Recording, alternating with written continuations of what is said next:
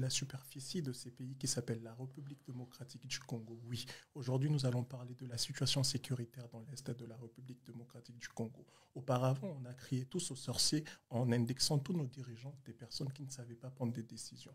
Mais aujourd'hui, on a même épuisé même des situations diplomatiques où on n'arrive pas à punir des personnes qui nous font du mal. Aujourd'hui, on va prendre le temps de décortiquer la situation sécuritaire qui se passe à l'Est de la République démocratique, surtout dans la ville de Goma. Ça va faire pratiquement 5 jours que la ville de Goma est prise par le main de rebelles M23, AFC et de l'armée rwandaise. Est-ce que nous sommes victimes de notre propre richesse? Est-ce que le monde ne nous aime pas? Est-ce que le monde ne voit pas tout ce qui se passe où nos dirigeants sont archi faibles? Chers tous, comme j'aime vous appeler d'habitude, je vous dis bonsoir. C'est bel et bien moi, Nathan Katende Mbombo.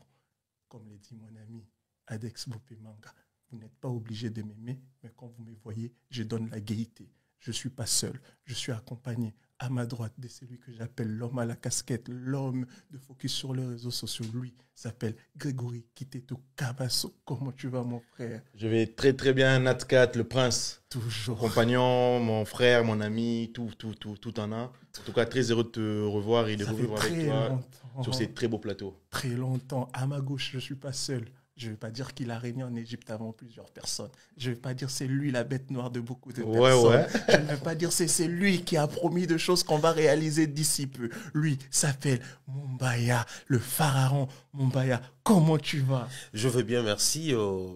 Bonjour, bien des choses à toutes les personnes qui nous suivent. Bonjour et bien les choses à toutes les personnes qui nous suivent. Vous vous rappelez qu'il y a un moment, je l'avais dit, l'Europe avant le chaud, avant le froid, je l'avais au chaud.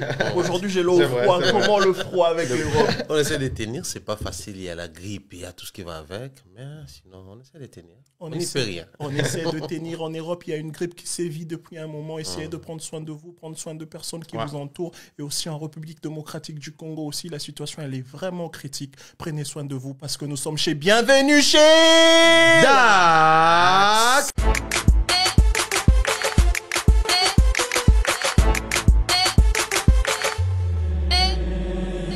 Bienvenue chez Dax.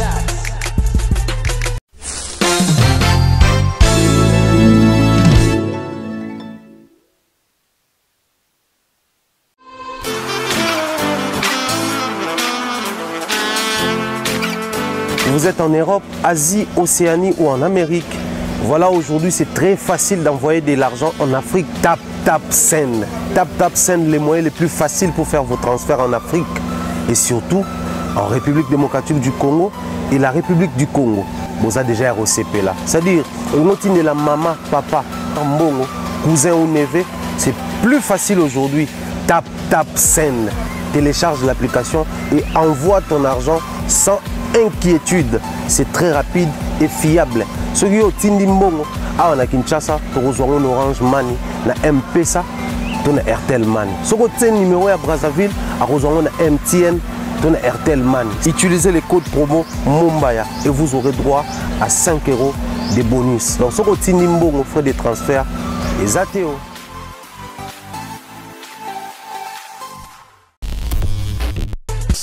Bienvenue chez Dax, bienvenue où nous apprenons la bonne humeur, où nous appelons la gaieté, où nous amenons vraiment dans beaucoup de choses. Aujourd'hui, on ne va pas être dans ces contextes où vous avez l'habitude de nous suivre, parce qu'aujourd'hui, on va essayer de parler de la République démocratique du Congo.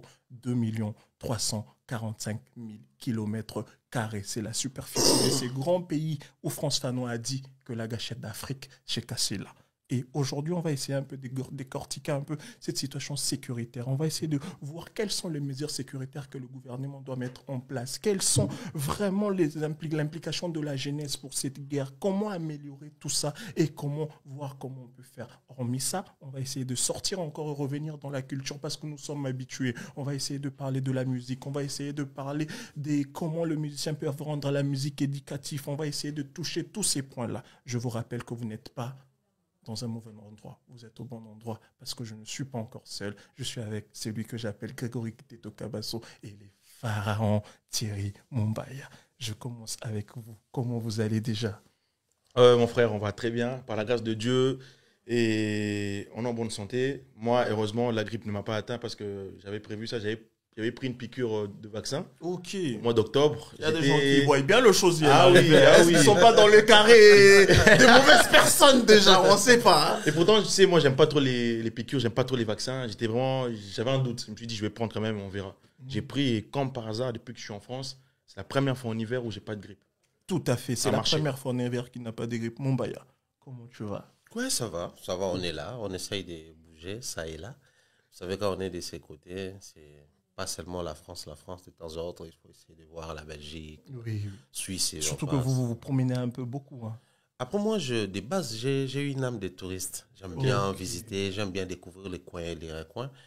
Mon père, à l'époque, disait pour apprendre sur la vie, il faut beaucoup lire et beaucoup voyager. Donc, dès lors que tu as donné cette possibilité et les occasions, on essaye d'apprendre sur la vie en voyageant et en lisant. Merci Mombaya. Greg, on va entrer directement dans le vif du sujet parce que je crois que les téléspectateurs, ils ont vraiment le goût de comprendre qu'est-ce qui s'est passé en République démocratique du Congo. Je vous fais un peu un petit contexte, ce que ça va faire pratiquement plus de 4 jours ou une semaine que la ville de Goma a été prise par des rebelles AFC et le rebelle M23 ainsi que l'armée rwandaise. Pourquoi? Parce qu'il sévit une guerre qui sévit depuis un long moment à l'est de la République démocratique du Congo. Moi, ma première question est comment renforcer des mesures de sécurité pour que ces côtés-là, les gens vivent de manière agréable, les gens vivent sans guerre, sans tout, sans coup de balle ou sans coup de tout.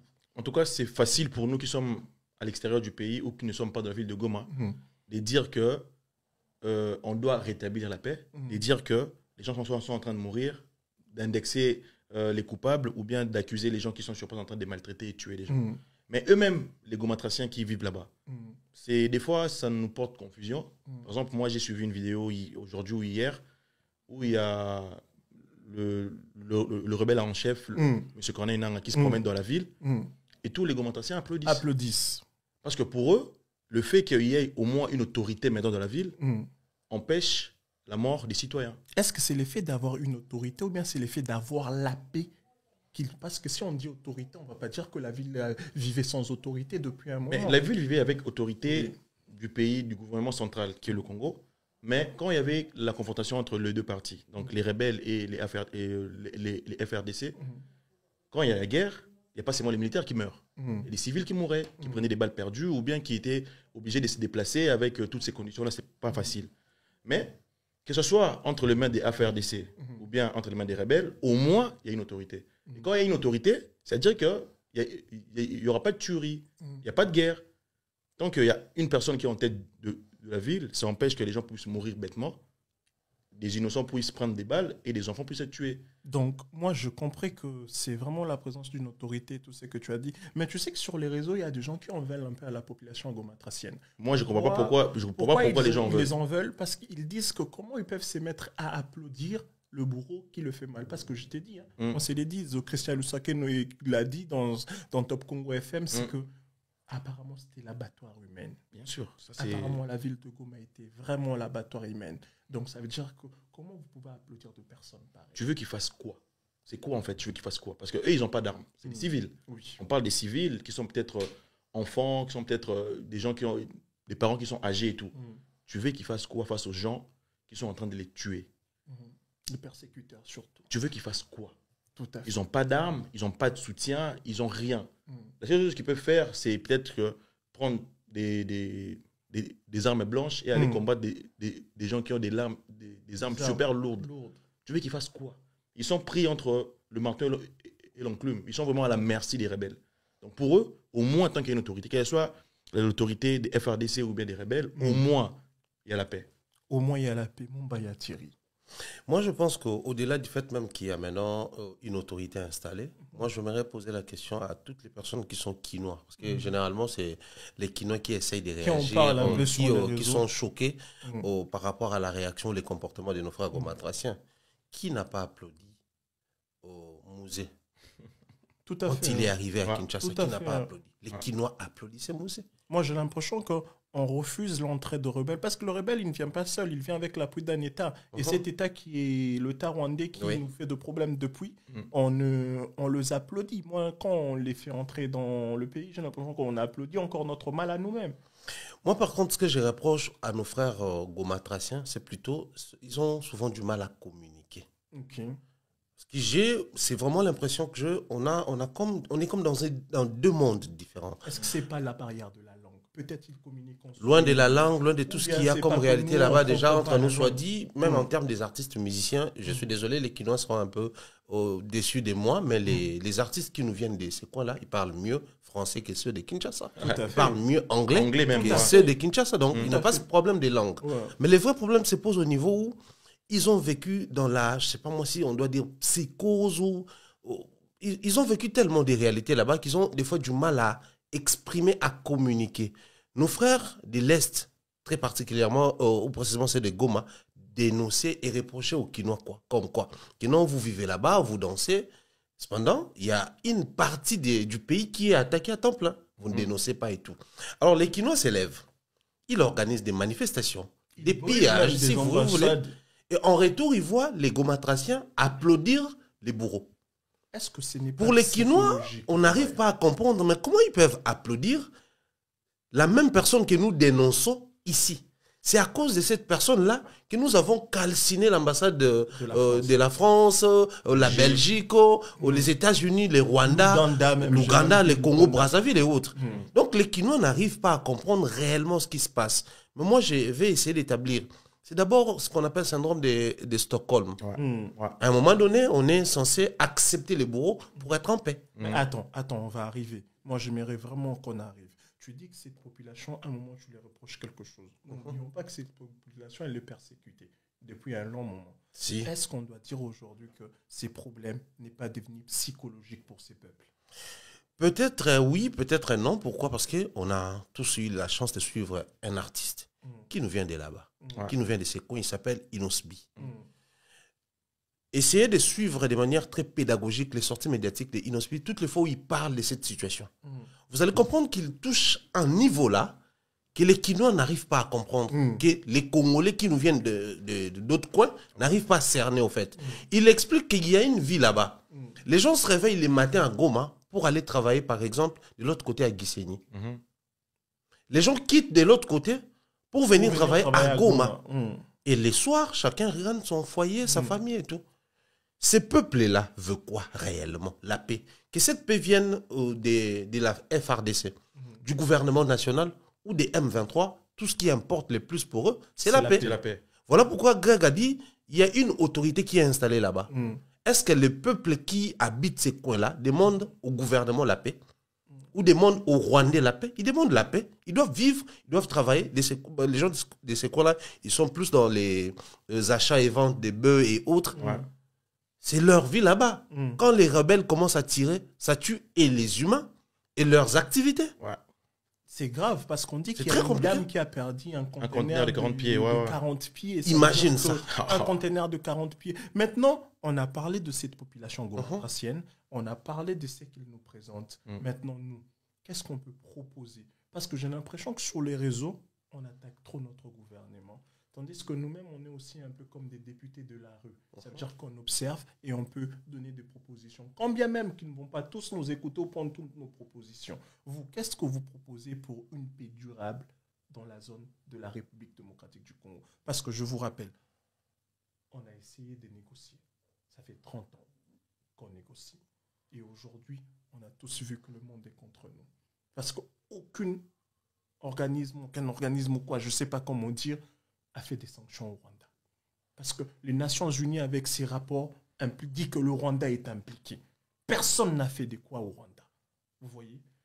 Si aujourd'hui, on part en guerre, je vous rappelle qu'on a levé l'embargo contre les armes en RDC en 2022. Est-ce qu'on avait déjà préparé même de l'argent pour acheter encore des armes? Vous voyez? Moi, je veux qu'on réfléchisse étant que des bons citoyens, étant que des citoyens réfléchis, qu'on ne soit pas un peu dans la bouillabaisse de toutes ces personnes-là. Non, ça va rien, non. Moi, je veux que ces plateaux puissent être un plateau tellement pédagogique à un niveau où on s'est dit, Greg, Mumbaya, si on te disait, pour toi, qu'est-ce qu'on doit proposer aujourd'hui au gouvernement pour trouver cette paix?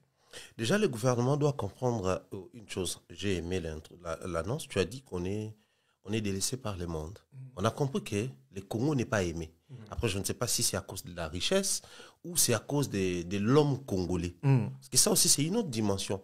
Les vrais problèmes de la RDC, c'est aussi l'homme congolais.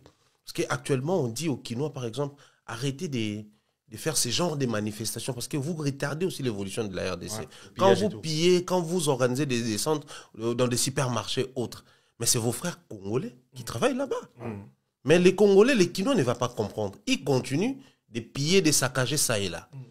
On revient sur, par exemple, sur l'organisation et autres. Moi, je crois que l'Afrique du Sud commence à réagir parce qu'il a perdu quelques soldats. Oui, quelques militaires. Quelques militaires sont tombés. Ils commencent à réagir. On a vu l'Israël est même sur le point de proposer, de donner quelques armes étant partenaire de l'Afrique du Sud pour attaquer les Rwandais. Donc, on comprend directement que les problèmes de la RDC, s'il faudrait espérer avoir une solution, en premier lieu, il faut compter sur qui? Sur l'homme congolais. Mais l'homme congolais, qu'est-ce qui motive l'homme congolais? L'homme congolais souffre d'un problème permanent actuellement, le problème des modèles.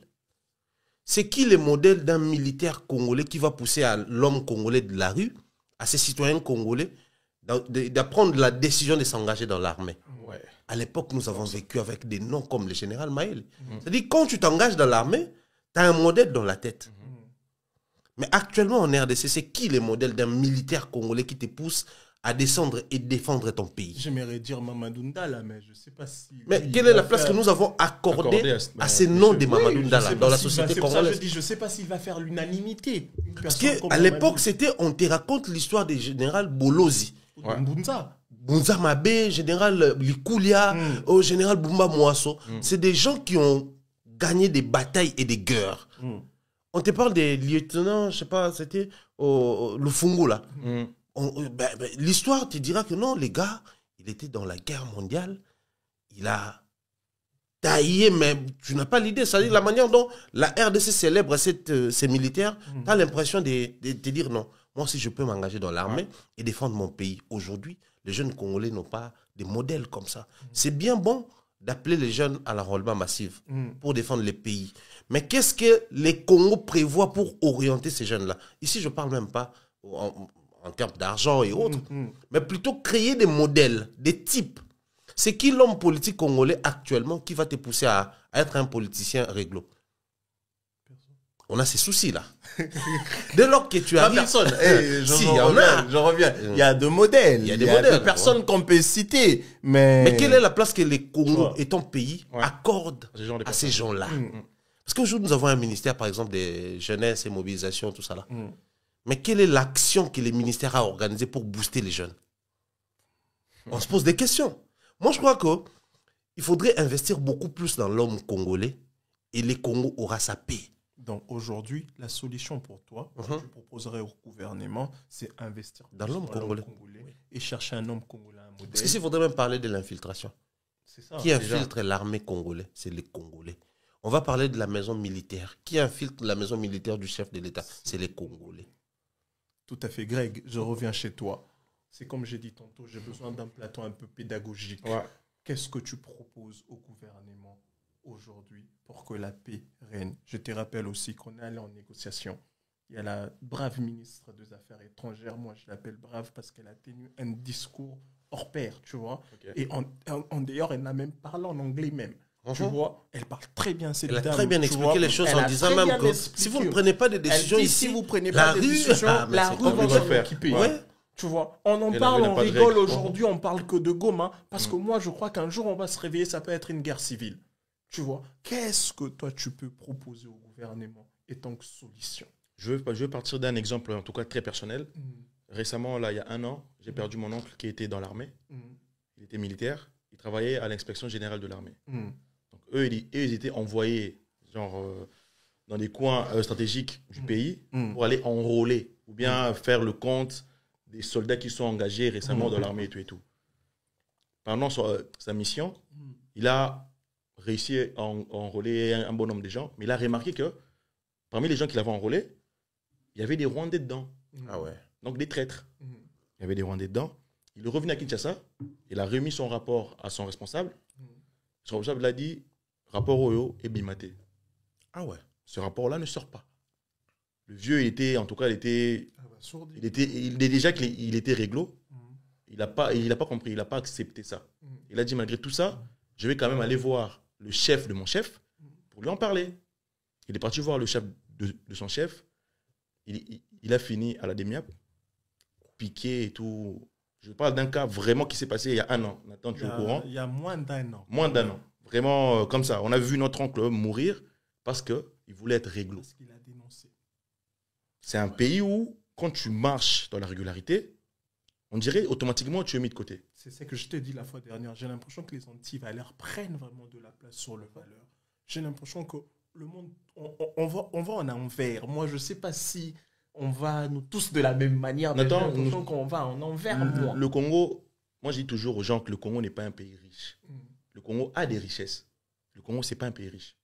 C'est pas parce que... Ça, c'est vrai. Hein? Ouais, le Congo, nous avons des richesses. Nous ne sommes pas un pays riche. C'est pas parce que tu rentres dans une bibliothèque qui a des livres que tu es intellectuel. Ouais. C'est pareil. On vit dans une bibliothèque où toi et moi aujourd'hui, si on nous présente du coltan, là maintenant, on ne sait pas. Surtout à l'état brut. On meurt pour des choses qu'on ne connaît même pas la couleur.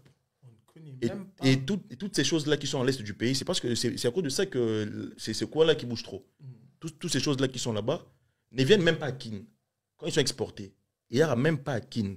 Ça sort directement parce que la mer, si on n'a pas de trajet directement de Goma pour Kinshasa, à part en avion. Et toutes ces matières-là en avion, c'est peut-être trop lourd et tout. Ils partent en général en train ou en bateau. Et la porte la plus facile, Zambie, Kenya, même le Rwanda. Ça passe par là. Et eux, peut-être qu'en voyant ça, ils se sont dit, bah, si on peut tout avoir pour nous, bénéf.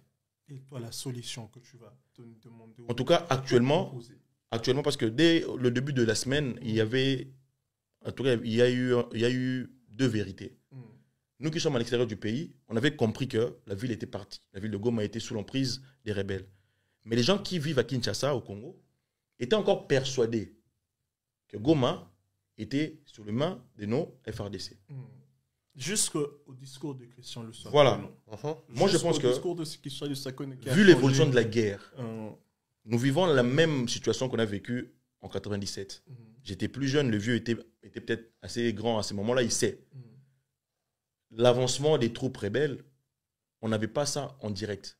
Là, maintenant, on le voit. Là, on le voit en direct. Ouais. S'il prend une rue aujourd'hui au Talibo, il y a des gens filmés, ils sont là. À la minute près, on est informé. Dites aux gens la vérité. Si on dit aux gens la vérité, les gens qui sont ça là, si on leur dit la vérité, ce qui se passe exactement à l'est du pays, la population va se mobiliser. Ce qu'ils ont fait là, brûler des ambassades et tout, c'est même peu. Ils vont comprendre que le gouvernement, ils sont en train de rien faire. Tout à fait. Mais c'est ça aussi les problèmes. Moi, je pense que nous luttons contre qui, au final? Contre les rebelles ou contre nous-mêmes? Contre les personnes qui soutiennent ces rebelles-là. Parce qu'au final, vous combattez... Bon, on va commencer à brûler les ambassades. Au final, s'ils arrivent à Kinshasa, par exemple, les M23, au final, ils atterrissent à Kinshasa. On va faire comment? Nous attaquer au M23 ou applaudir comme nos frères de l'Est. Parce qu'à un moment donné, il faudrait poser cette question. C'est bien de dire aux gens, bon, il ne faudrait plus en parler. Les médias qui osera dire que Goma est tombé, il sera directement fermé et tout. Ça, c'est bien. Mais ça prend une forme de muselage, si vous voulez. Vous êtes en train de museler la presse. Pour quelle fin? Pour protéger l'image du pays à l'extérieur, pour jouer à une stratégie médiatique ou carrément pour empêcher à ce que la population puisse être nettement au courant de ce qui se passe à l'Est. Nous sommes qu'au premier point de notre podcast aujourd'hui. J'aimerais que nous puissions avancer. Je demande à tout le monde de retenir tout ce qui est positif ou il faut retenir parce qu'on parle de la situation de la République démocratique du Congo comme on a l'habitude. Vous avez vu qu'on a été plus plongé directement dans notre podcast parce que ça touche les cœurs. Mais Greg, sur quel canal on peut nous suivre, s'il te plaît? En tout cas, vous connaissez la formule. Bienvenue chez Dax. Suivez-nous sur YouTube. La chaîne, c'est Kinshasa Communication. La vidéo sera aussi postée sur la chaîne de notre vieux Mombaya, Africa Mobile Ma Télévision. Abonnez-vous massivement. Suivez-nous. Mettez des commentaires. Likez. C'est important pour nous, pour le référencement. Suivez-nous sur nos réseaux TikTok, Instagram, Facebook. Suivez-nous sur motema.cd. Le cœur, notre partenaire de vie. Sur Banamboka. Suivez-nous sur la radio en ligne, 243e radio, parce que ce sont nos partenaires officiels, on passe par là-bas. Abonnez-vous massivement et partagez au max. Impeccable, Dax. Abonnez-vous massivement, partagez au max. Je sais que vous n'êtes peut-être pas encore habitué à nous voir avec ces tons plus calmes, parce qu'on parle de la République un peu. Quand on parle de la République, on va avoir ces tons calmes. Très sensible, on veut réfléchir sur la République. Je vais prendre 2 questions à la fois. Mbaya, toi, tu es dans le circuit de la jeunesse. Toi, tu vois la jeunesse congolaise. Tu vois, tu es dans le circuit des personnes qui peuvent influencer la jeunesse congolaise. Pour toi, comment la jeunesse aujourd'hui peut s'impliquer dans la mesure ou bien dans les mécanismes de la paix à l'est de la RDC, ou comment on les appelle encore, des personnes qui ont l'aura peuvent faire pour que la jeunesse puisse aller vraiment de l'avant, et comment on peut améliorer aujourd'hui la situation des victimes qui ont été attaquées par la guerre, à part les apports des ONG internationaux, les déplacés de guerre aussi et tout. Déjà, si je dois commencer avec la jeunesse, vous savez, nous avons un sérieux problème dans notre pays, c'est la place qui est réservée pour les jeunes. On utilise un jeune quinois, par exemple, parce que moi je suis de Kinshasa, je vais beaucoup plus parler par rapport à ce qui se passe à Kinshasa. On utilise ces jeunes quinois dans les milieux politiques lorsqu'il faut organiser des descentes, réclamer la place de notre parti, la part qui nous revient, pour barricader la route, pour, par exemple, s'opposer à X ou Y chose. Les jeunes vont tenir des mémorandums, porter des calicots, je sais pas moi, des t-shirts et autres. On va organiser la marche depuis la 7e rue jusqu'à au palais du Peuple, je sais pas moi, jusqu'au tel ou tel ministère. Devant la maison Schengen. Mais quand il faut répartir les responsabilités, quels sont les quotas réservés pour ces jeunes-là? Et dans la tête de ces jeunes, de cette jeunesse, on a comme l'impression que la part qui nous est réservée, c'est justement celle des descentes sur terrain. Voilà pourquoi, de nos jours, les jeunes descendent sans un appel solennel. C'est devenu un réflexe pour ces jeunes. Mais les jeunes ont besoin d'un encadrement, d'une orientation. Moi, je pense qu'il faudrait redéfinir les choses, réorganiser les choses, faire comprendre à ces jeunes que tu peux aussi t'impliquer dans les processus de paix de ton pays. C'est-à-dire que tu as un rôle primordial à jouer. Mais ce rôle-là doit être défini.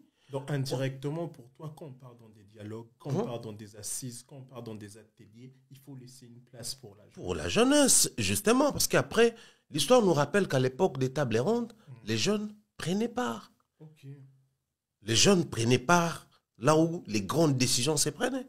Mais aujourd'hui, c'est qui ces jeunes quinois qui peuvent porter haut sa voix et être écoutés? Ils sont un peu nombreux.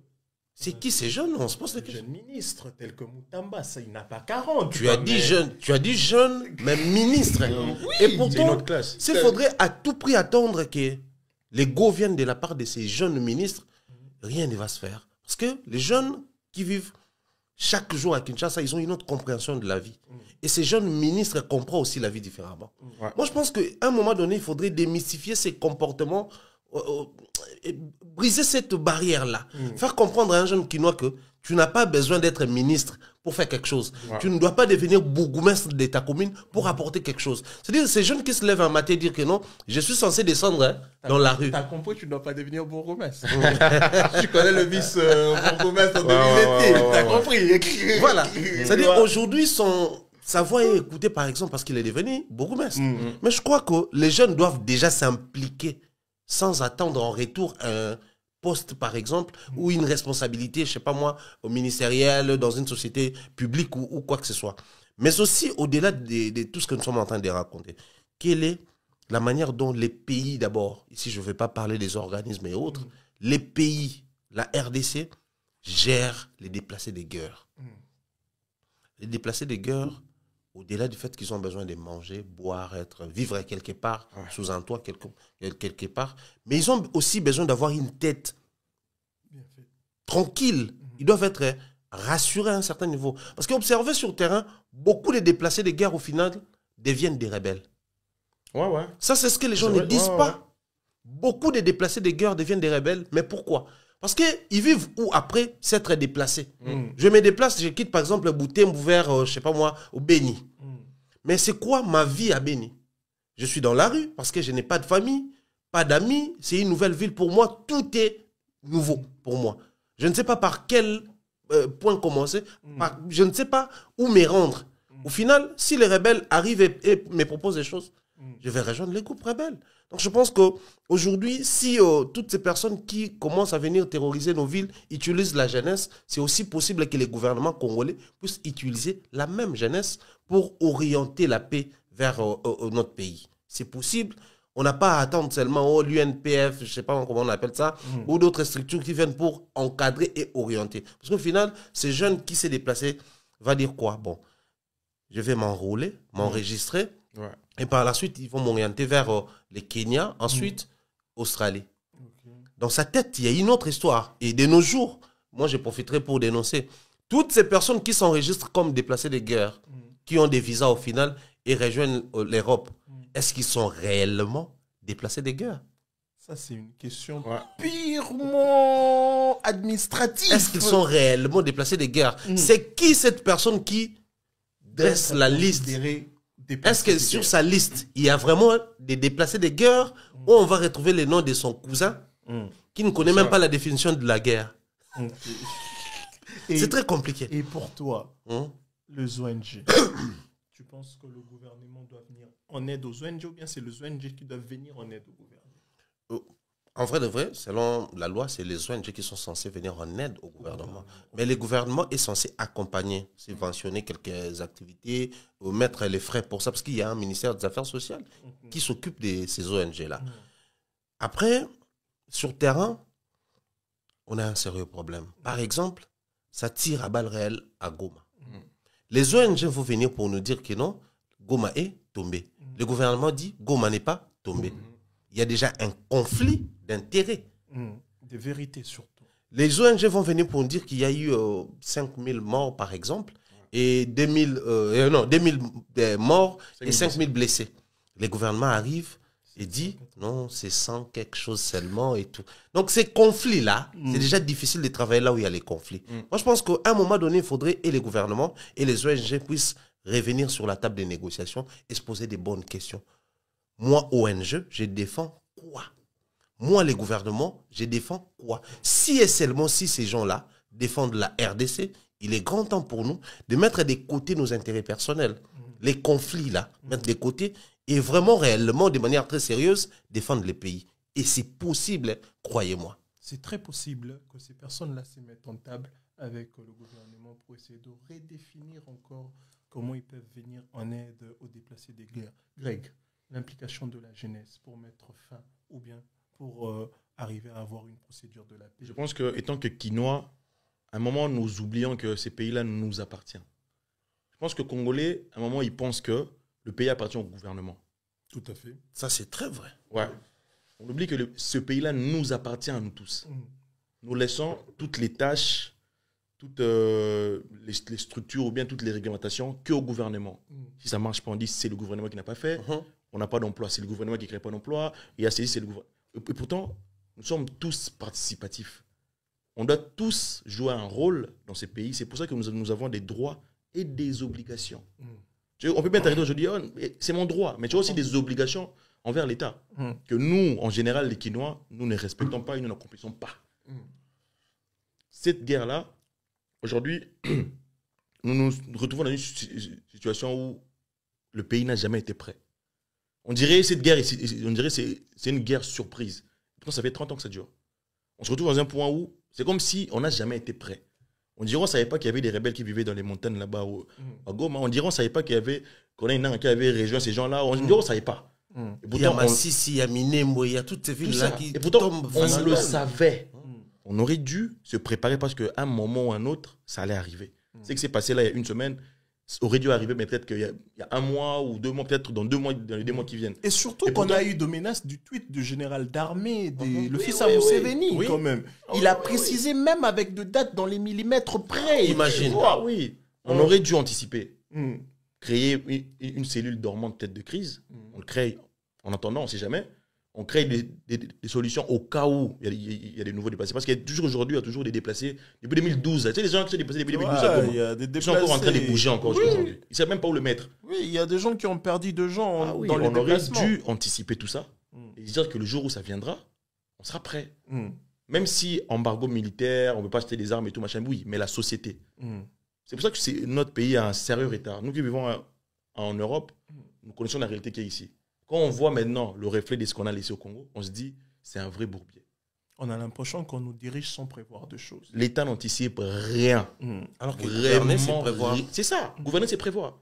Il faut prévoir ce qui se va passer demain. Prévoir ce qui se va passer dans 5 ans, 10 ans. C'est comme ça que ça marche. On ne prévoit rien. Et même nous, jeunes, surtout nous, jeunes Quinois, pensons que le Congo, c'est Kinshasa. Tant que Kinshasa va bien, ça va pour nous. Le Congo va bien.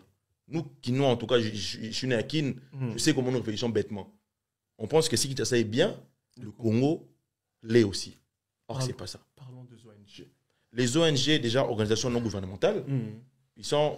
j'ai oublié un point. Tu sais que même dans la guerre, il y a des règles. Oui, il y a des règles. Il y a des règles de cesser de faire. Oui. Il y a des règles d'un moment. Les organisations non gouvernementales. Il y a même des heures prévues pour arrêter de tirer. Oui, il y a des trêves. Parce que les gens doivent se ressourcer, manger, se reposer un tout petit peu. Les guerres sont organisées. Et des gens comme les organisations internationales, les ONG, quand ils sont dans les zones de guerre, ils ne peuvent pas être attaqués. Ils sont considérés comme des civils. Déjà, dans une guerre, on ne peut pas tuer des civils. Mais on voit ce que nous voyons, c'est le contraire. Dommages collatéraux. C'est un massacre. Ouais. Dommages collatéraux. Et pourtant, le monde ne réagit pas. Mais ils disent dommages collatéraux. Dommages collatéraux, Que mais faire? apparemment, les tueries sont faites face à face. Ouais, mais Apparemment, les tueries, on dit qu'on massacre de gens. Dommages collatéraux, c'est quand la Russie bombarde un bâtiment en Ukraine et que les Là, civils on meurent. appelle ça dommages collatéraux. Chez nous, apparemment. Quand c'est tuer quelqu'un en face comme ça, c'est pas un dommage de collatéral. l'extérieur, là, ça passe plus vite. Ah ouais, les ONG qui évoluent à part doivent être en collaboration avec le gouvernement pour qu'ils aient un même reflet, une même vision et aussi un même rapport par rapport à ce qui se passe. Et pourtant, mon vient de signaler, les ONG et le gouvernement central, déjà, ils ne sont pas en accord. Qui devons-nous croire? Nous avons voté un gouvernement, nous avons voté un président. Pour nous, c'est lui, notre haut-parleur. Maintenant, si lui et son gouvernement, qui ne sont pas dans les zones de guerre, nous disent le contraire sur quelque chose, et que les gens qui sont sur place dans les zones de guerre nous disent une vérité qu'on va appeler vérité, qui devons-nous croire?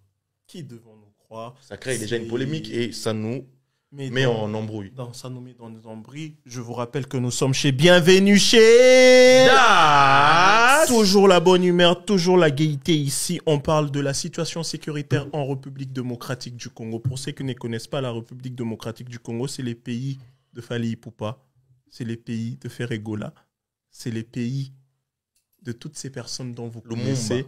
Et c'est aussi le pays de Patrice Emery Lumumba, de Mobutu, de Laurent Désiré Kabila, de Kasavubu et de toutes ces personnes qui en ont écrit l'histoire de la République démocratique du Congo. En bien, c'est aussi les pays de Nathan Katende que je suis. Donc, votre humble serviteur. Ah oui, il ne fallait pas jouer à la fausse modestie quand même. J'ai un ami à moi que j'aime bien, Dex Bopemanga. Il a dit que ces derniers temps, on doit l'appeler vraiment le partisan de la paix et les défenseurs de la patrie. Oh, ouais. Oui, il m'a dit que ces derniers temps, je dois m'appeler, vous n'êtes pas obligé de m'aimer, mais quand vous me voyez, j'apporte la gaieté auprès de vous.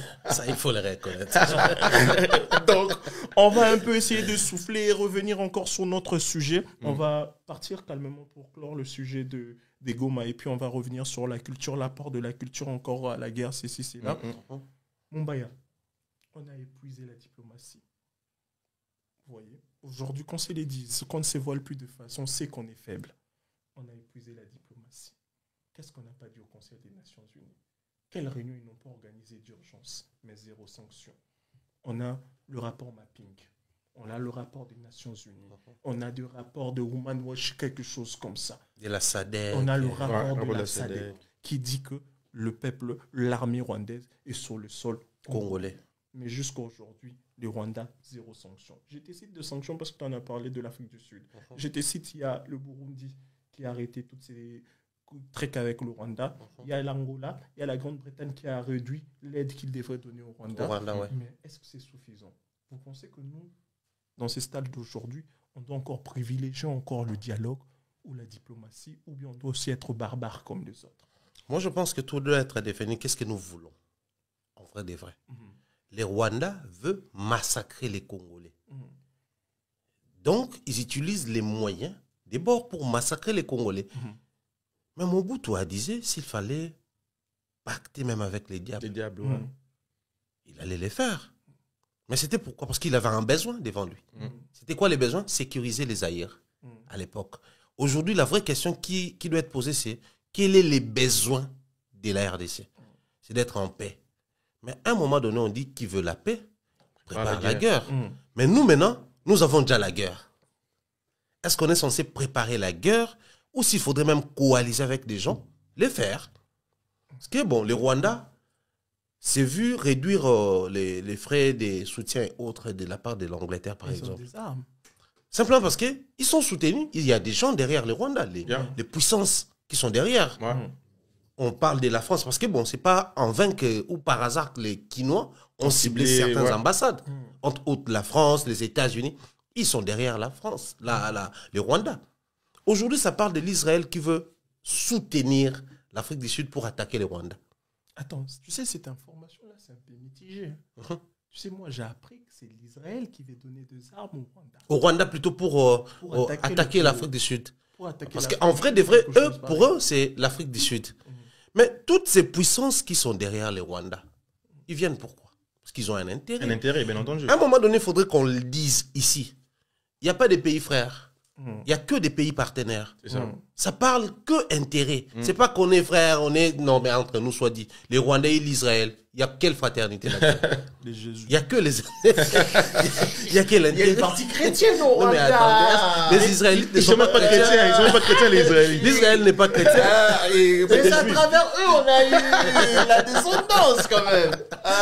Donc, pour dire clairement, les Congos doivent apprendre aussi à coaliser. Après, je ne sais pas réellement ce qui se passe là-bas, mais au niveau où nous sommes, moi, je crois qu'il est temps pour nous de faire la guerre. Ouais.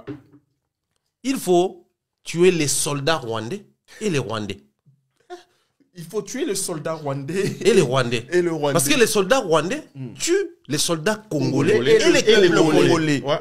Tout à fait. À un moment donné, il faudrait faire comprendre à l'autre les langages qu'il maîtrise.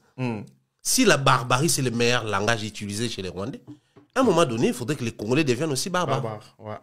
Mais moi, je ne sais pas si Parce que c'est un rapport de force. Moi, je ne sais pas si vous avez remarqué la même chose que moi, mais c'est depuis un moment, le président rwandais, il est fort maintenant sur Twitter. C'est-à-dire, lui, il utilise depuis un certain moment tous les moyens possibles. Ouais. Il fait la guerre médiatique. Surtout, mais on va arriver. Laisse-moi, on va arriver à la guerre médiatique là. Je reviens chez toi, Greg. On a tout épuisé. C'est comme j'ai dit à Mumbaya tantôt, on a tout épuisé. On a prié, on a pleuré, on a chanté. Même les pasteurs ont organisé des prières de paix au stade des martyrs. Même les pasteurs nous ont dit qu'ils vont mourir, qu'ils vont faire ça, qu'ils vont faire ceci.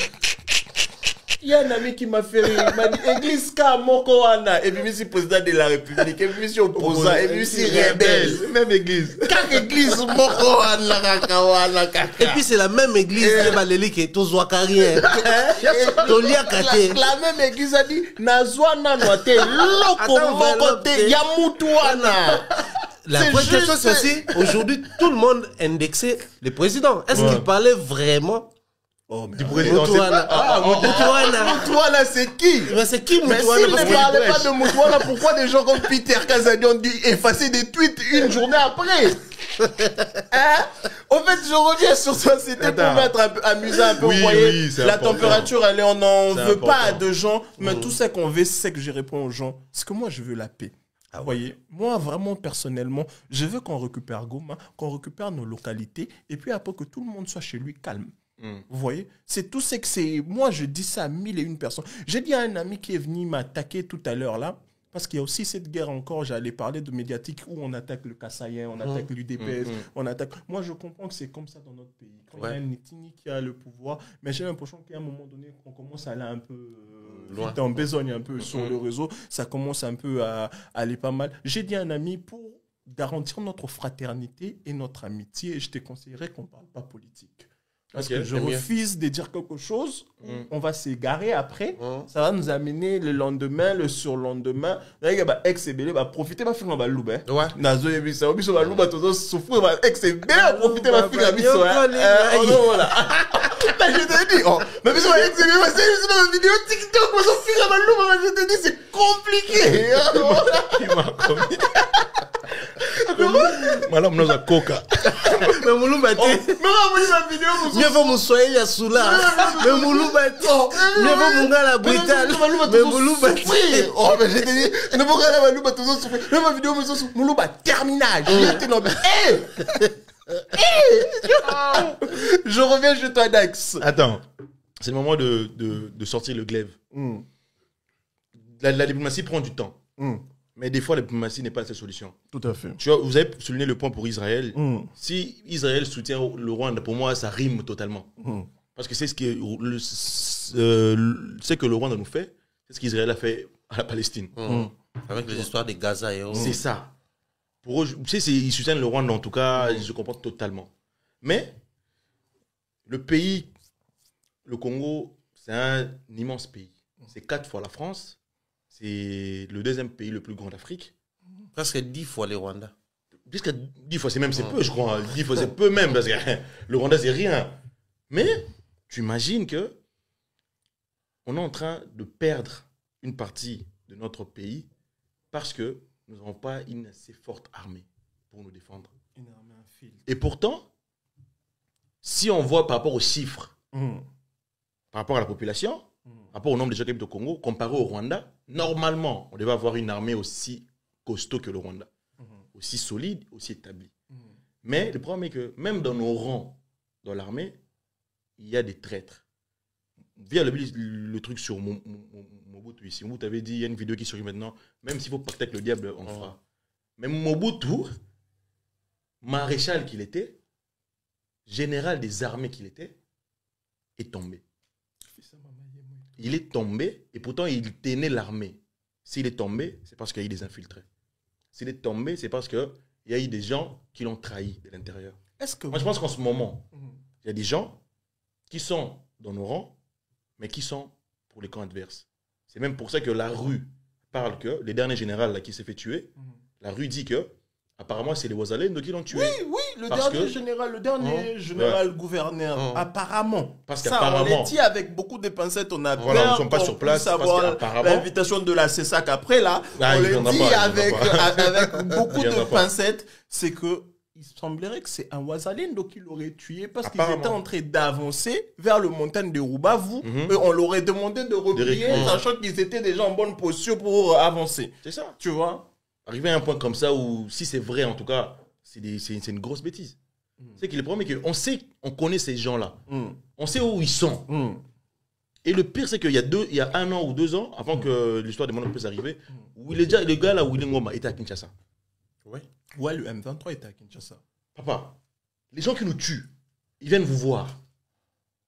Mais ils étaient là sur invitation officielle. Mais bien sûr, mais pourquoi ne même pas faire un guet-apens? Pourquoi pas? Pourquoi pas? Mais est-ce que quand ils étaient arrivés à Kin, ils étaient déjà dans la brousse? Oui, mais bien sûr. Bien sûr. Il a laissé l'est du pays pour revenir à Kinshasa. Pourquoi ne pas même faire un guet-apens? Qui va se plaindre? Qui? On est tous contents. Mais ça ne se fait pas. Après, certes, c'est la diplomatie à faire derrière, mais à un moment, la diplomatie doit s'arrêter. Réplique directement. Réplique, mon frère. C'est comme si on a peur pour arriver à un point pour dire que nos FARDC se sont rendus aux mains des M23 parce qu'ils n'avaient plus de munitions. Au point où on arrive. C'est grave. C'est grave, Nathan. On n'a plus de munitions. Donc, sachant que Moïse Ndonga, il en a parlé le matin sur Top Congo. Oui. Il a dit que s'il vous plaît, ravitaillez le FARDC. Le FARDC. Ils n'ont plus de munitions. Comment ça peut arriver, Nathan? Il n'a même pas fini. Et le soir, c'était du carnage déjà. Ils sont rendus parce qu'ils disent la vie est importante. Mais ils vont me rendre que perdre ma vie. Ouais, je le comprends. Ça. Mais comment on arrive au point où tu ne peux plus avoir des munitions dans un coin où on sait qu'il y a la guerre? C'est choquant. C'est très choquant. À un point où on sait qu'il y a la guerre. Chers tous, moi, je vais enlever ma casquette, prendre une très bonne posture après, pour vous dire que nous avons épuisé cette partie, bon, pas cette partie de la guerre à l'est du Congo, mais c'est que nous avons épuisé ces moments où on a accordé à l'est du Congo. Vous savez qu'on peut tout dire, on peut tout raconter, la seule vérité sévit à l'est de la République. Exactement, nous ne confirmons rien sur tout ce que nous disons. Tout ce que nous relayons juste nous disons les infos qui passent. Des infos qui passent. Nous avons moi, j'ai beaucoup cité des gens parce que j'ai eu des propos venant d'eux. Donc, ça veut dire qu'à un moment donné, on essaie de réfléchir comme tout le monde. Nous, on a essayé de réfléchir comme ces Congolais intellectuels, comme ces Congolais qui veulent la paix, comme ces Congolais qui réfléchissent avec sa tête, avec tout. On n'a pas mis de l'émotion. Vous voyez, on a essayé de réfléchir comme ça. Je vous rappelle que nous sommes le 2 février à la ville de Lyon, plus précisément en France, et ça fait pratiquement une semaine que la ville de Goma est prise par la main de AFC et de M23, ainsi que l'armée rwandaise. Et nous allons encore continuer notre mission parce qu'on va basculer.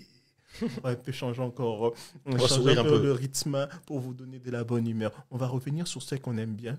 Quand on en parle, c'est de la musique. Ah ouais. La musique. On va parler de la musique encore avec la jeunesse et on va encore essayer de parler encore de l'apport de réseaux sociaux. Encore, on va encore revenir un peu sur le fait de la guerre.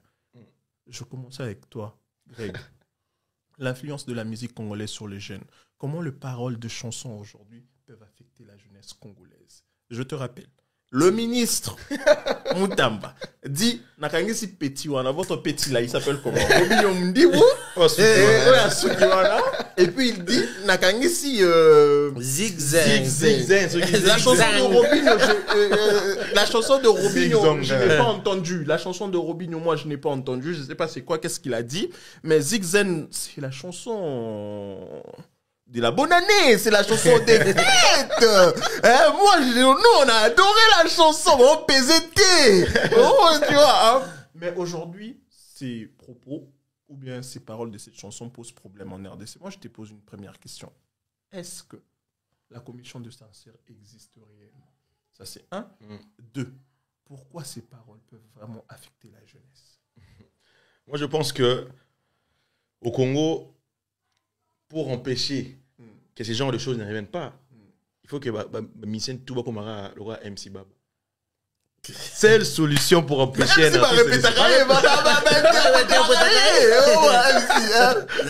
seule solution pour que tu puisses empêcher un artiste de donner ce qu'il a en lui, c'est juste comme Baba. Sinon, un artiste musicien a la liberté de s'exprimer. Maintenant, excuse-moi, on parle art. Si c'est un artiste peintre qui peint une peinture d'une femme dénudée, nue, ils vont l'arrêter?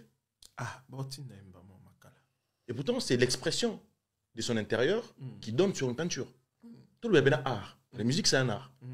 Tous ces gens-là, tout le monde, ils se réveillent parce qu'ils s'inspirent d'abord.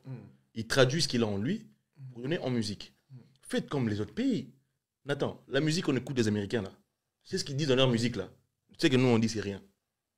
C'est que nous, on chante là-bas. Les Kofi, les machins, ils sont Est-ce que nous avons la même réalité de vie avec les Américains? Aujourd'hui, avec les réseaux, il n'y a plus de frontières. Écoute, nous, on sait que le monde, tout est attaché à la vie, à la politesse, au respect. Tu vois, si on essaie de tous faire de le mimétisme de l'homme blanc, déjà qu'on le réclame, déjà qu'on est toujours sous l'emprise de l'homme blanc, ou bien sous l'emprise de ceci, tu penses que ça va nous apporter la solution, vraiment, si on laissait comme aux États-Unis? Je vais te donner un exemple. Moi, j'ai grandi, mon père était très strict dans la maison.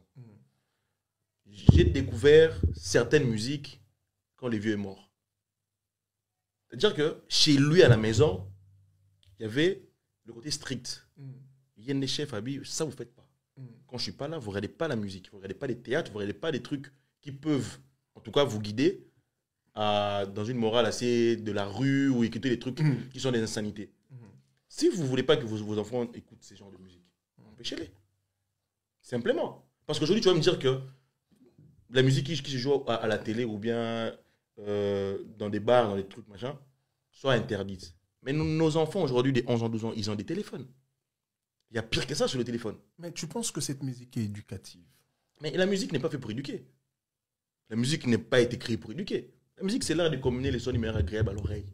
Mais quand tu combines les sons numériques agréables à l'oreille, tant que les gens aiment, c'est ça la musique. Moi, je suis de même avis que toi, c'est combiner l'art agréable à l'oreille. Mais cet art agréable à l'oreille que nous combinons, ça doit quand même passer un message. Un message clair, précis et net. Non, mais tu ne vas pas me dire Nazu Moussapina Koti, si Navimi, si Natomboli, Nanyukuti et PZT solo. Tu ne vas pas me dire un truc pareil. Le gars, moi, en tout cas, je suis pas là pour défendre Zixen. Oui. Mais il s'est exprimé, il s'est expliqué.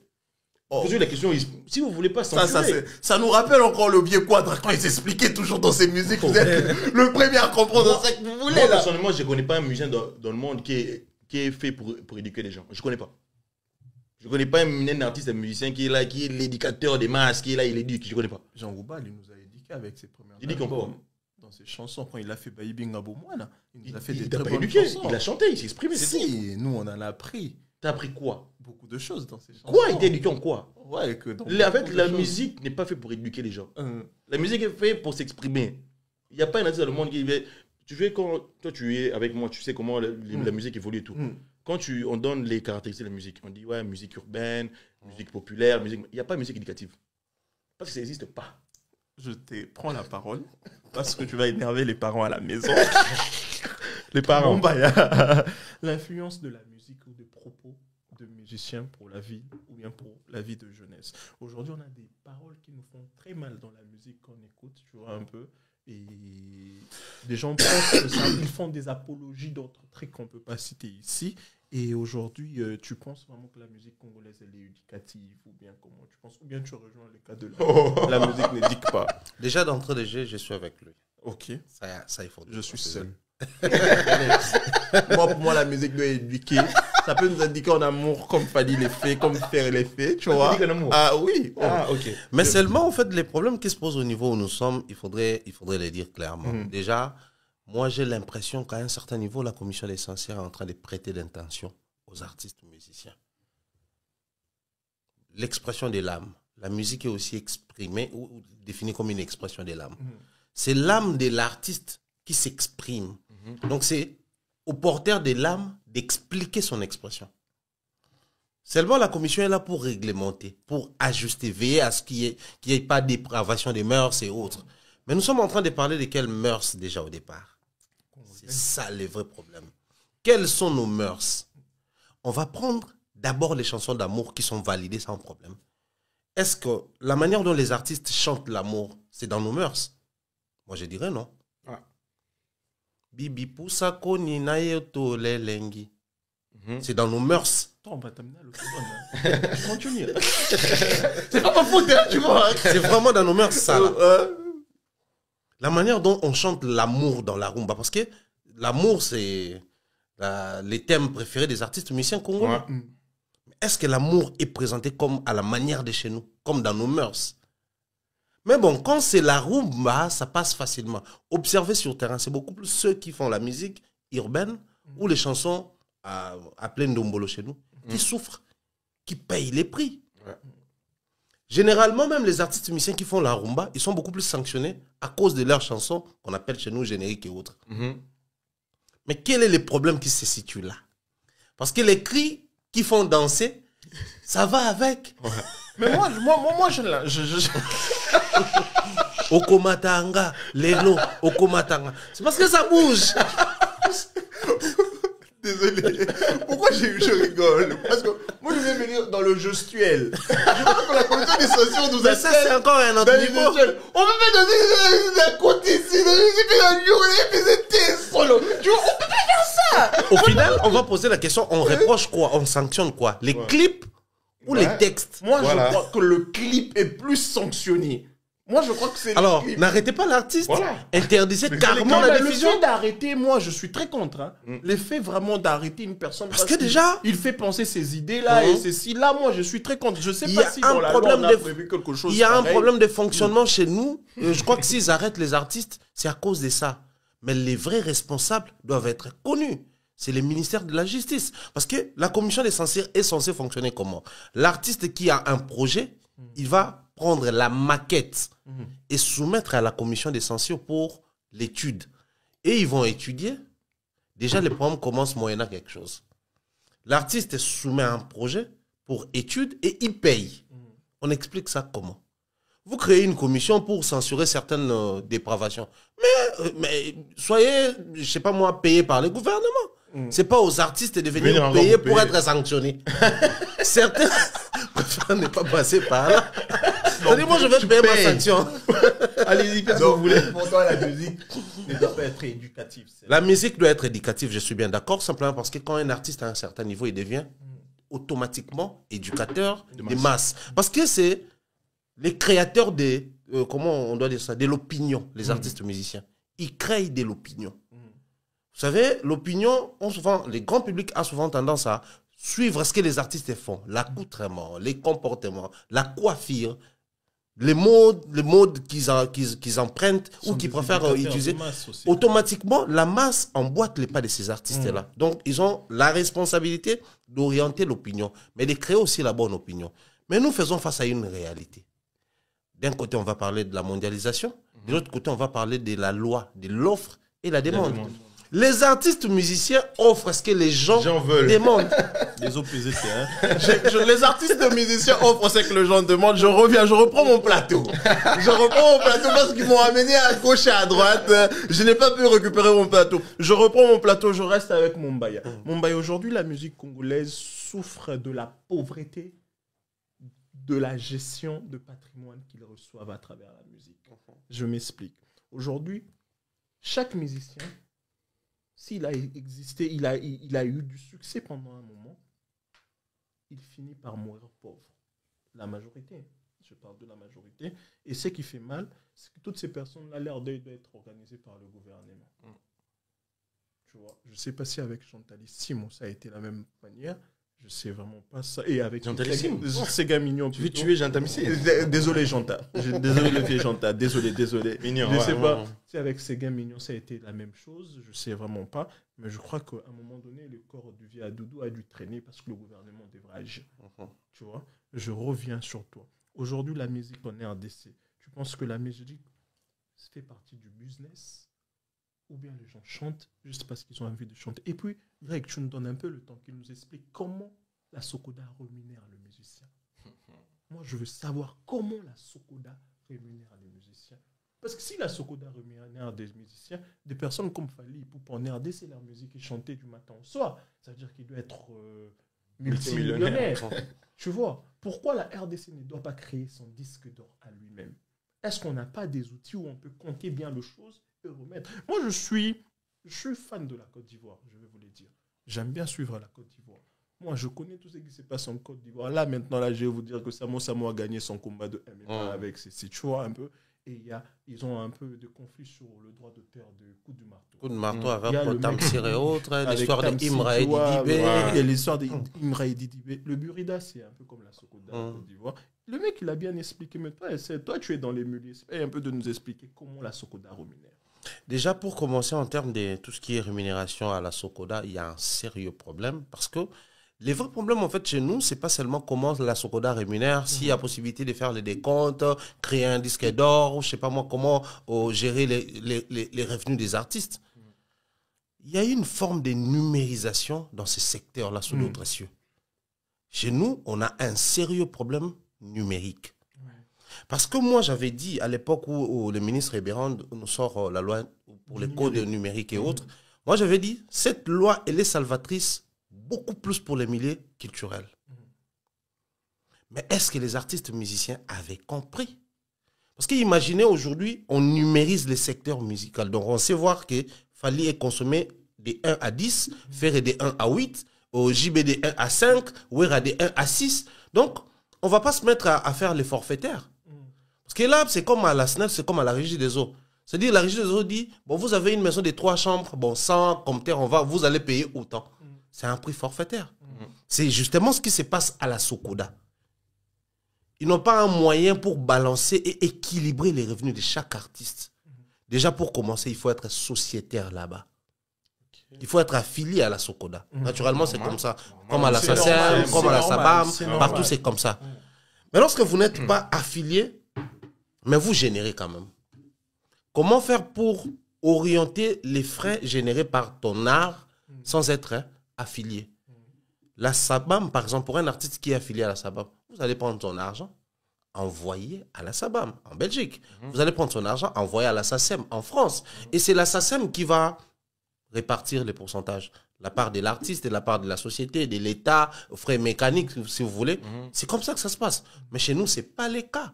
Chez nous, bon, nous avons Ouera, Blaise Boula, je prends Manda Chante. Manda Chante par rapport à Blaise Boula aura chaque 3 mois, parce que c'est souvent par trimestre ou par semestre, 6 000 $, et l'autre à 4 000. Et c'est comme ça. Papa Wemba, au départ, il vient, il prend 6 000 $, il se fâche. Oh, comment moi, je peux générer 6 000 $ et pourtant, j'ai un album qui cartonne sur terrain. Vous me payez les mêmes montants qu'Igno Kalongo qui n'a pas un album sur terrain. Donc, c'est fait sur base des... Je ne sais pas moi s'ils définissent les choses comment, mais moi, je crois que le plus grand problème, c'est un problème de numérisation. Nous sommes à l'ère du numérique et il est grand temps pour nous de numériser cette société-là.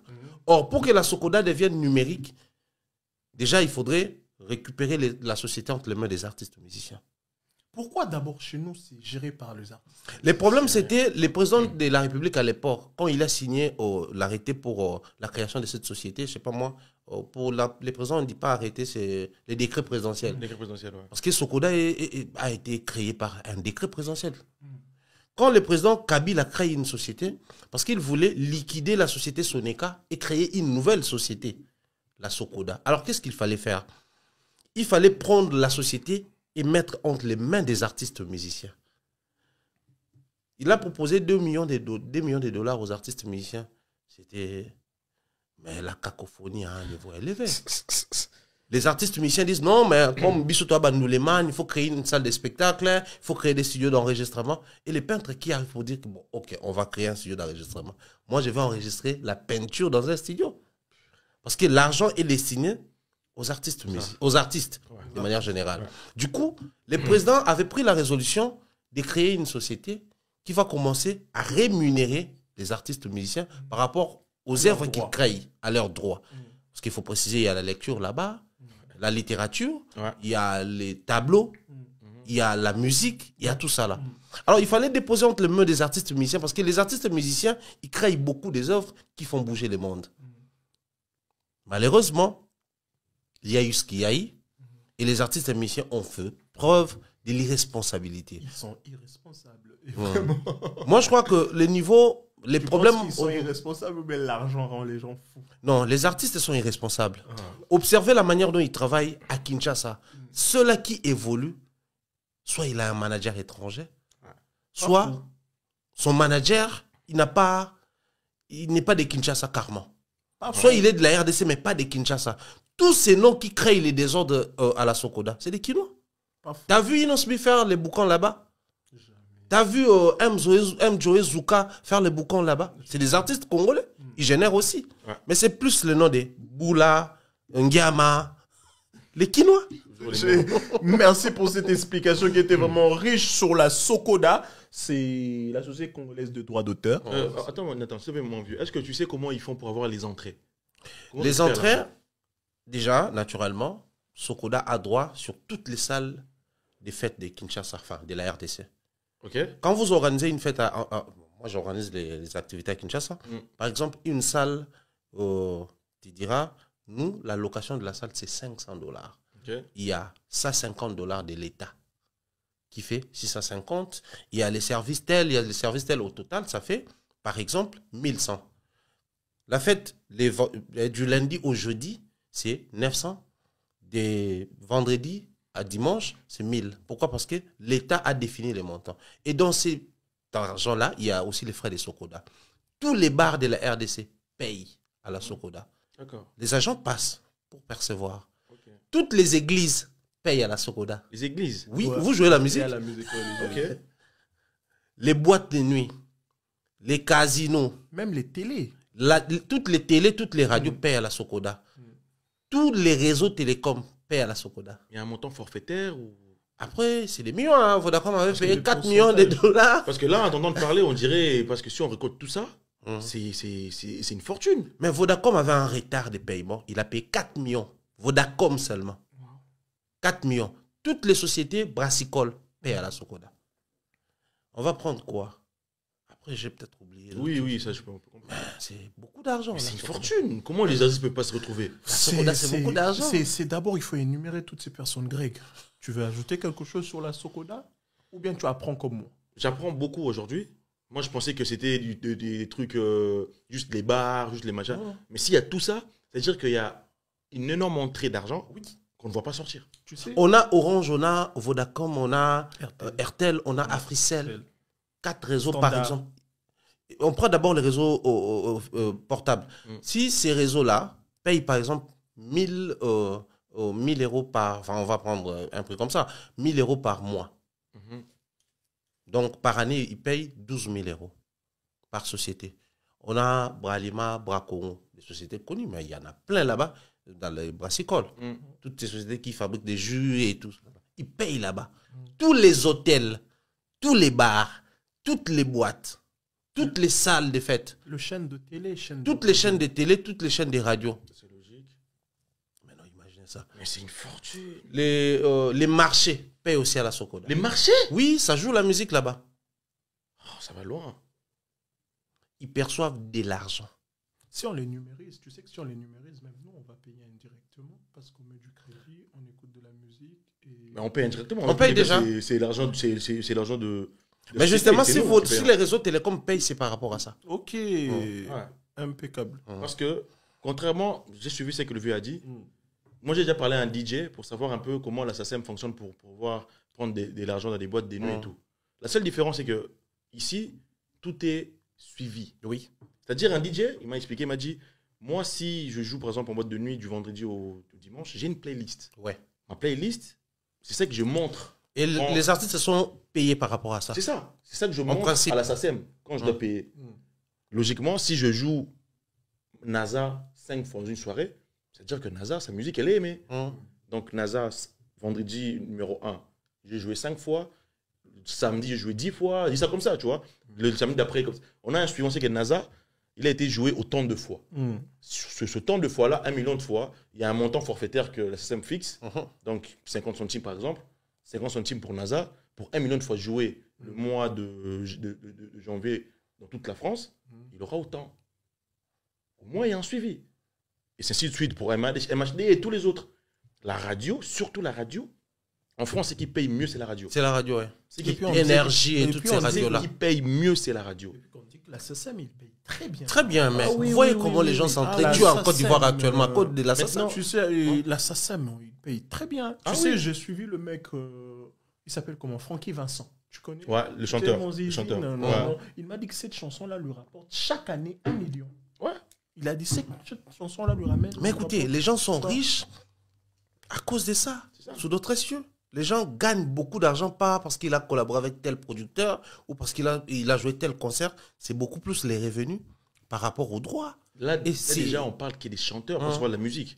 Les auteurs. Les auteurs gagnent aussi parce qu'il y a la Ceux qui écrivent répartition. pour C'est les qui chanteurs. arrive. Je reviens encore, je ne sais pas si vous avez suivi Youssoufa sur CKO avec Balou et Chris. Tu sais que Youssoufa dit sa plus grosse SACEM qu'il a dû bouffer. C'est les chansons des Black. Non, c'est la chanson de NASA Joyeux Anniversaire. Les anniversaires, ouais, plutôt, ouais. Il a dit ça. c'est sa plus grosse SACEM de la vie. C'est lui qui a écrit. C'est lui qui a écrit cette chanson-là. Il raconte même, il dit, NASA, il a dit, le vieux, je crée une chanson d'anniversaire, je veux que ça chante chez les vieux, chez les adultes. Il dit, ben, tu sais que nous, on écrit à la raka et le vieux, Ouais. je vais écrire. Il a dit que c'est moi qui a écrit et c'est l'une des grosses SACEM que j'ai dû manger aussi. Imaginez. dans ma vie.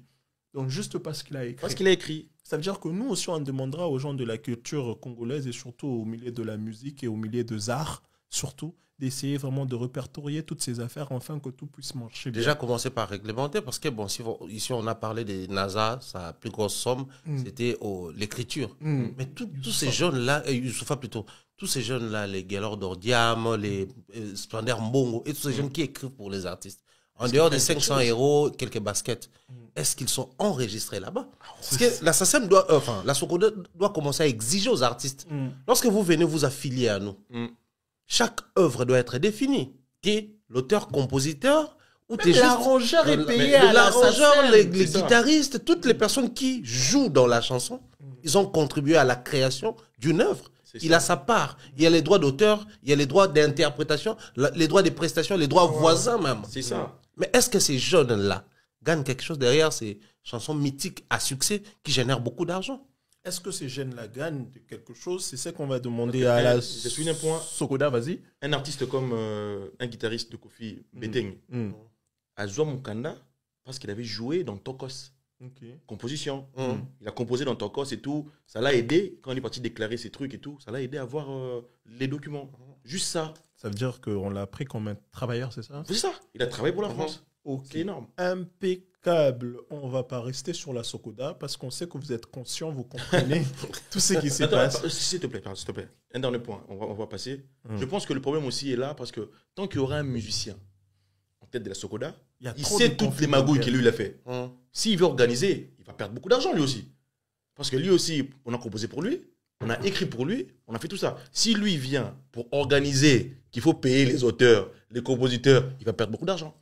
Ce qui est marrant, c'est quoi? Les musiciens s'entretuent pour être à la tête, pour être PCA ou directeur général. Dès lors que vous allez prendre, par exemple, comme ça, un Youssoufa, qui vous vient d'un autre monde, qui veut réglementer les choses, tu verras, ces musiciens-là, c'est ralliés. S'associer Même moral. pour des gars. On doit d'abord dégager ces gars. Après, nous, on va s'asseoir entre nous. Entre nous. On verra. Vas-y, on reste avec pratiquement moins de 20 minutes avant qu'on ait fini. On va prendre l'influence de la jeunesse sur les réseaux sociaux. Hein. Ouais. On va finir dans ça. On va prendre TikTok, on va prendre Twitter, on va prendre Instagram, on va prendre Facebook, des réseaux sociaux privés et personnels tels que WhatsApp. On ne va pas beaucoup en prendre parce qu'on suppose que vous êtes permis de mettre des bêtises dans votre vie privée. Si je prends TikTok, je prends WhatsApp, je prends tous ces réseaux sociaux. Parce que moi, je suis un mec de réseau. Quand je dis je suis un mec de réseau, c'est pas que je viens et je commence à parler au réseau matin, midi, soir. Non, ça veut dire que je vois ce qui se passe sur les réseaux, tu vois. Je peux rien mettre sur mes réseaux, mais je vois ce qui se passe sur les réseaux. Mais j'ai l'impression que l'homme congolais sur les réseaux, ce qui lui intéresse, c'est de l'insanité. L'homme congolais sur les réseaux, ce qui lui intéresse, c'est la bêtise. Moi, j'ai toujours dit, si les Lingala étaient compris par TikTok, on aurait déjà bloqué beaucoup de comptes des Congolais. Maintenant, la place de la jeunesse dans les réseaux sociaux. Vous pensez que la jeunesse, qu'est-ce que la jeunesse doit amener comme couche nouvelle pour les réseaux sociaux, enfin que les réseaux sociaux changent? Je t'ai dit, quand c'est où on va dénuder les personnes, ils sont prêts à venir, hein. Ils sont 1,1 cas. C'est qui est Tu bizarre. vois, moi, j'ai vu une dame qui est passée par des histoires compliquées. Quand elle a fait un live, là, déjà, elle était à 1,7 cas. Quand on parlait du Congo, à côté, avec la guerre à l'Est, il y avait 250 personnes. Imagine. Tu vois, moi, je veux qu'on comprenne un peu qu'est-ce qui ne va pas dans notre tête. C'est quoi la couche nouvelle qu'on doit apporter pour que les choses changent? Il y a deux possibilités. La première possibilité, on va peut-être s'adresser à ces personnes qui suivent. Parce que moi, je pense que l'intérêt qu'il y a dans ces business de dénuder les gens, de parler de la vie privée, ou de mettre à la place publique ce qui était censé rester privé, c'est plutôt les gens qui suivent. Parce que dès lors que vous arrêtez de suivre, les gens vont se fatiguer. Au final, ils préfèrent des thématiques qui sont consommées. Moi, en premier lieu, je vais beaucoup plus m'adresser à ces personnes-là qui espèrent avoir un Congo nouveau, à changer les choses. Il est grand temps pour nous de nous détourner un peu de ces personnes qui nous proposent des contenus malsains, si vous voulez. Mais de l'autre côté, je vais beaucoup plus m'adresser parce que je trouve que c'est une armée numérique très importante. Et puis, les gens font allégeance à ces personnes. Très importante. Oh, nganaza chinois, nganaza boye, nganaza boye, mania lobaki, biso, toza ba poutiniste, biso, toza boye. Des fois, en fait, je comprends pas l'esprit de l'allégeance que les gens font à ces personnes. Certains diront que c'est peut-être la magie, les gris, mais moi, j'ai dit non. C'est juste que c'est une énergie, c'est une armée à utiliser. Vous savez, à un moment donné, je pense que, puisqu'ils sont suivis, puisque les gens font allégeance à toutes ces personnes qui sont devenues stars aujourd'hui grâce à TikTok, Facebook et autres, il est temps pour nous que les Congos utilisent cette armée-là. On liait et place d'arrêter ces gens-là, de bloquer TikTok par exemple, parce qu'on a comme l'impression que les réseaux sociaux les plus ciblés au Congo actuellement, c'est TikTok. Pas au Congo, hein. C'est quand il faut essayer, de débrancher quelque chose là-bas, on débranche d'abord TikTok. Après on verra ce que ça donne, on rebranche. Il est temps pour nous d'utiliser cette armée-là. Par exemple, vous prenez une dame comme Yabé, je ne connais pas personnellement, mais elle est suivie, elle est considérée. Les gens font allégeance à cette dame-là. À 9h du matin. Je suis au travail. À 9h du matin. Cette femme fait un live. Excuse-moi, je ne te connais pas. Elle ne disait rien d'intéressant. Mais elle a 1,7 cas de personnes. 9h du matin. Oh là là. Un jour ouvrable, j'espère. Un lundi. Ça, c'est chaud. C'est chaud. Lundi, la fatigue de la semaine. Tu reprends le travail, il y a la pression.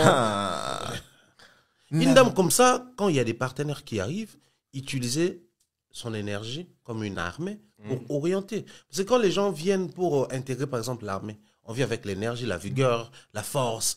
On te forme, mais on te discipline aussi, on t'oriente. Mais cette orientation viendra comment? C'est avec les partenaires. Les gouvernements sous d'autres cieux travaillent avec les TikTokers. Par exemple, je venais de voir comment il s'appelle, Grand P, être élevé au rang des ambassadeurs culturels chez eux. Okay. Ouais, mais il y a Hugo Del Crypt en France. Il a été reçu par le président de la République. Il a un passeport diplomatique.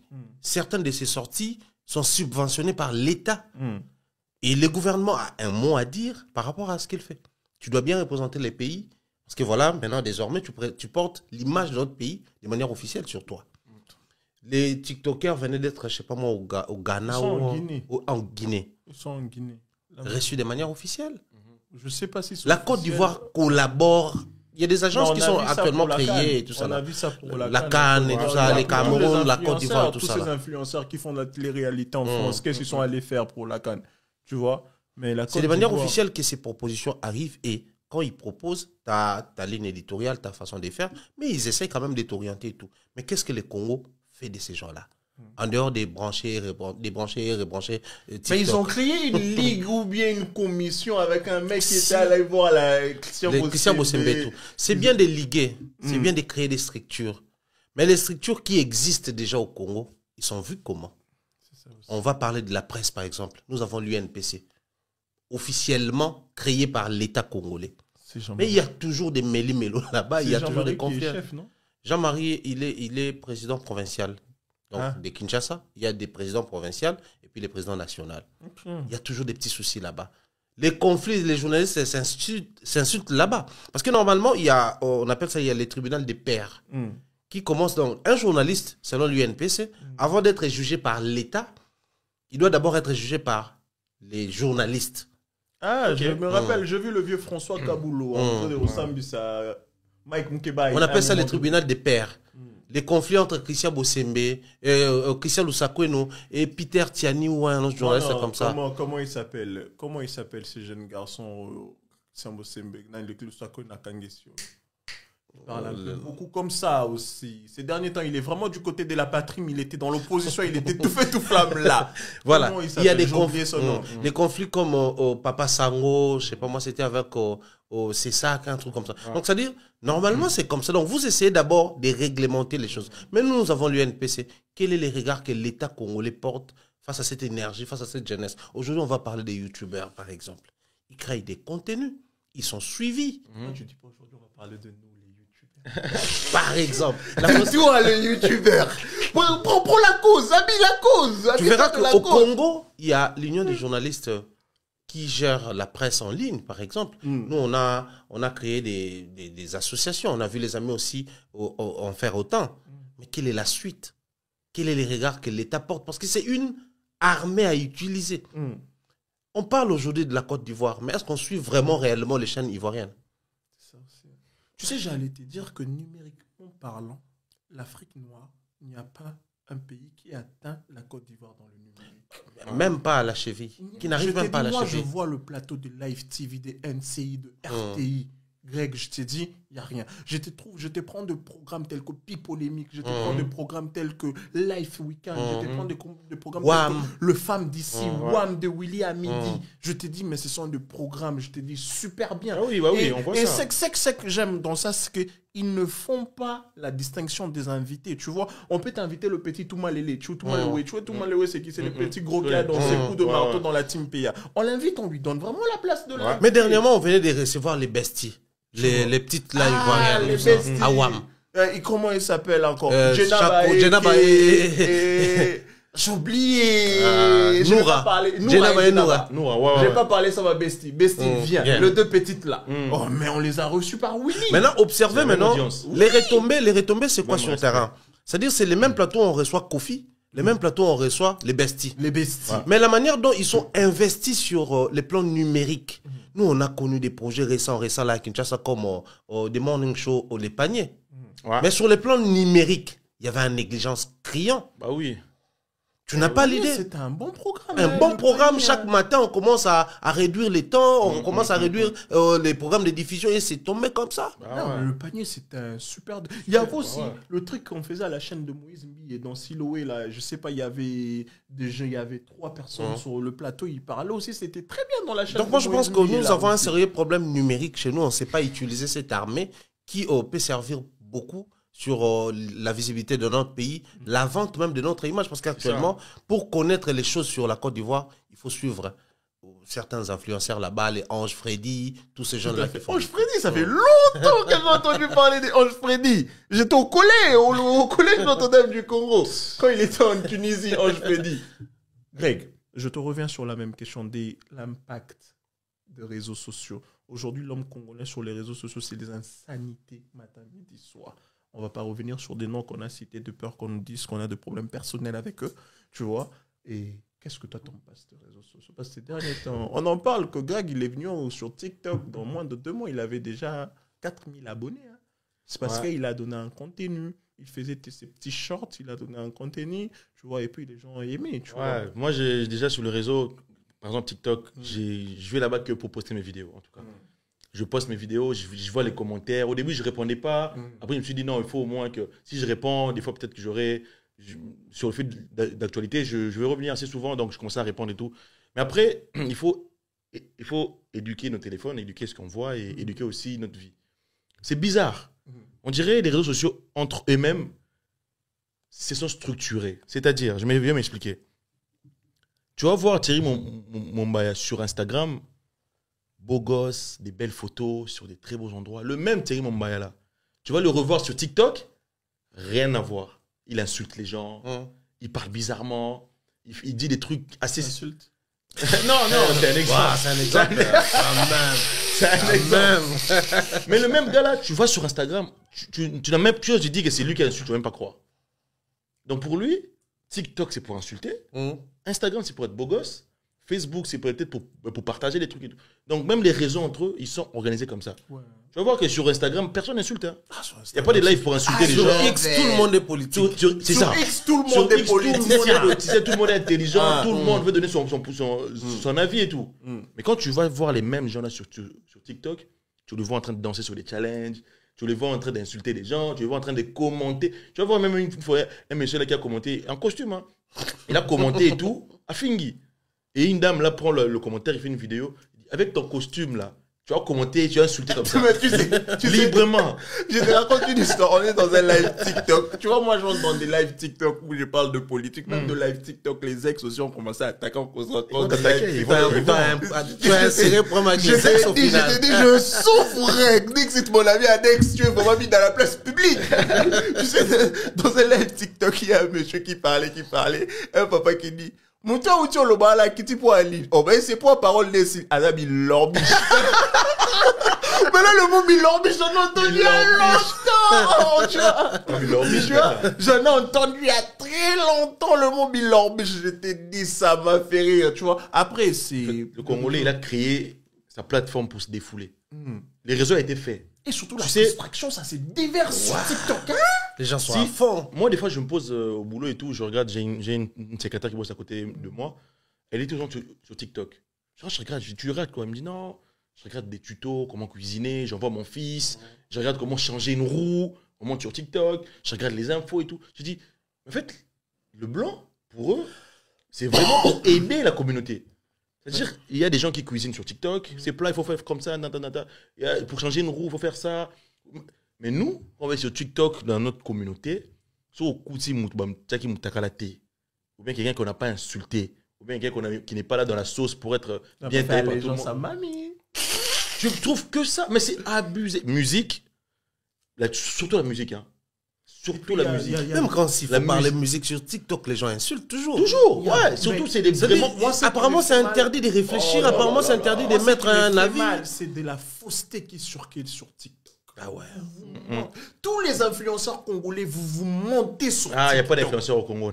Tous ces jeunes là qui prennent connus. De gens qui parle sur les réseaux sociaux, vous montez sur TikTok et ça fait très mal. Et une personne qui va venir monter te dire une petite vérité, là vous allez être tous sur lui. Yozo Kanisa Boye, Yozo Salaboye. Moi je reviens parce qu'on doit finir déjà là. Je prends la question sur l'éducation pour en finir. Je reviens chez Greg parce qu'on a pris 2 questions avec Thierry. Greg, est-ce qu'aujourd'hui les longues études garantissent un très bon avenir? Où? En République démocratique du Congo, au monde. Non. En tout cas, c'est 2 panels différents. Au Congo, s'il faut dire, bon, déjà, l'éducation, c'est pas seulement l'école. Ouais. L'éducation. Non, je parlais des études. Vraiment. D'accord, oui, si c'est des études, c'est autre chose. Au Congo, en tout cas, excusez-moi, mais au Congo. Parle bien. Parle bien, parce que je vais entamer mon doctorat. Parle bien. Non, tu n'es pas au Congo. Ah. Au Congo, la plateforme qui crée plus de chômeurs, c'est l'école. L'école, les universités créent plus de chômeurs que la rue. Parce que au Congo, on nous a inclus que pour être grand dans la société, il faut étudier. Or que dans d'autres pays, par exemple ici, déjà on ne t'oblige pas d'aller à l'école après tes 16 ans. Si tu veux trouver une formation pour aller travailler après, tu peux le faire. Si tu veux aller directement rentrer dans la société pour travailler, tu peux le faire. Au Congo, les gens étudient. Moi, par exemple, j'avais fait la scientifique biologie-chimie. J'ai fait un parcours où j'ai compris c'était quoi un stéthoscope quand je suis arrivé en 6e. Ah, les trucs qu'on met là. On ne nous donne pas accès au stage. Le stéthoscope, ouais, c'est les trucs qu'on met là pour... Dans les écoles, on ne nous donne pas accès au stage. On ne nous montre pas la vie qui nous attend. On ne sait même pas quoi faire. Il y a un moment où ici, dans la biologie-chimie, il part là-bas faire le droit. Quelqu'un qui a fait mécanique, il part là-bas faire, je ne sais pas moi, l'informatique à l'université. On ne sait pas. On ne sait pas. Et on crée des gens, on crée pas seulement des futurs chômeurs, mais on crée des gens qui sont obligés d'aller chercher du travail. Au lieu de créer des gens qui doivent créer du travail. Compliqué. Ah oui, mais attends, on te crée pour faire un CV. On ne te crée pas pour un jour, toi, créer ta start-up, créer un business pour que les gens viennent chez toi. Quand on te forme, comment tu peux imaginer qu'un élève qui a fait tous les parcours à l'école est parti à l'ISTA, il a fini, mais il ne sait même pas comment faire une aiguille. Tu sais que même toi et moi, on ne sait même pas comment faire le fil là. On ne sait pas. Avec toutes les études qu'on a fait, parce qu'on nous a appris que si tu fais couper couture, tu n'es pas intelligent. Ouais, ça c'est vrai. Si tu fais mécanique, tu vas rater ta vie. Si tu fais électricité, bâtiment, machin, il faut faire le droit, être licencié en droit, en économie, en médecine. On nous a idéalisé ça. Et pourtant, le médecin s'habille. C'est lui qui prépare l'habit, c'est un couturier. Versace, c'est un couturier. Christian Dior, c'est un couturier. Tout à fait. L'éducation au Congo, l'instruction, les études au Congo, en tout cas, on doit revoir ça, faire une table rase à zéro. Parce que c'est vraiment là où la grande partie des gens finissent à la rue à cause de ça. Mais moi, je pense aussi, je veux aussi emboîter le même pas que toi, mais je pense que l'école, c'est ces schémas traditionnels dans partout au monde. Quand je dis partout au monde, ça veut dire qu'il faut partir de quelque part où tu dois apprendre et puis ressortir quelqu'un après. Sachant qu'on ne va pas parler des gens qui ont des talents, même les footballeurs. À un moment donné, on le ramène à l'école de foot. Oui. Parce que on pense qu'il y a l'école de la vie où il faut aussi apprendre beaucoup de choses. Mais moi, je crois que chez nous, au Congo, on doit changer des formats. On doit changer de format. Moi, je pense qu'on n'est pas tous appelés à faire les études traditionnelles ici qu'on fait. Exactement. Parce que moi, je pense qu'on doit mettre des études techniques, des études ceci ou des choses là. Attends, s'il te plaît, je vais juste te souligner un point vite fait, 1 minute. On m'a toujours dit, si tu veux juger un poisson à sa manière de grimper un arbre, tu n'arriveras jamais. Tu vas penser qu'il va perdre. Et pourtant, c'est un poisson. Il est doué dans l'eau. On parle lingala, toi et moi. Tu sais que ceux qui dans le lobby, Nakoya lobby, c'est le futur. Naya qui lobby, c'est le passé. Qui t'a appris ça? Personne, c'est la rue. Personne. Aucune école. Tu l'as appris parce que c'est comme ça. Peut-être que tu es doué dans cette langue-là. On va te forcer à apprendre une autre langue qui est déjà galère. Où tu maîtrises pas Même eux-mêmes ne maîtrisent pas. Déjà, une langue qui a les passés, les présents, les futurs, elle est plus que parfait. Moi, je vais vous dire Comment quelque chose doit être parfait et plus que parfait? Moi, je vais vous dire un truc. Vous voyez, dans les accords, là, moi, j'ai un problème avec lui. Je lui ai dit, je l'ai dit. Moi, à chaque fois, ma mère, quand j'écris, elle me dit Plus toi, enfant d'enseignant. D'enseignant, les deux. Ça, c'est une confidence que je vous dis. Moi, j'ai un souci avec les accords de lui. Là, je lui ai dit, il m'a dit, je l'ai dit. Tu vois un peu de trucs pareils. Mumbaya, est-ce qu'aujourd'hui, l'école, les longues études, te permet d'avoir un avenir stable en République démocratique du Congo? En République démocratique du Congo, je dirais oui, malheureusement, parce que nous avons tous des visions, des projets. C'est vrai qu'aujourd'hui, avec l'évolution, certains parents commencent à permettre à leurs enfants de faire l'informatique, mais ils insistent, il faut être licencié à l'informatique. Donc, il faut pousser loin les études. Ça, c'est... Tu as dit, chez nous, c'est comme ça, on n'y peut rien. Mais il y a une réalité sur le terrain. Moi, j'aimerais aujourd'hui regarder peut-être les dirigeants en face et se poser des questions.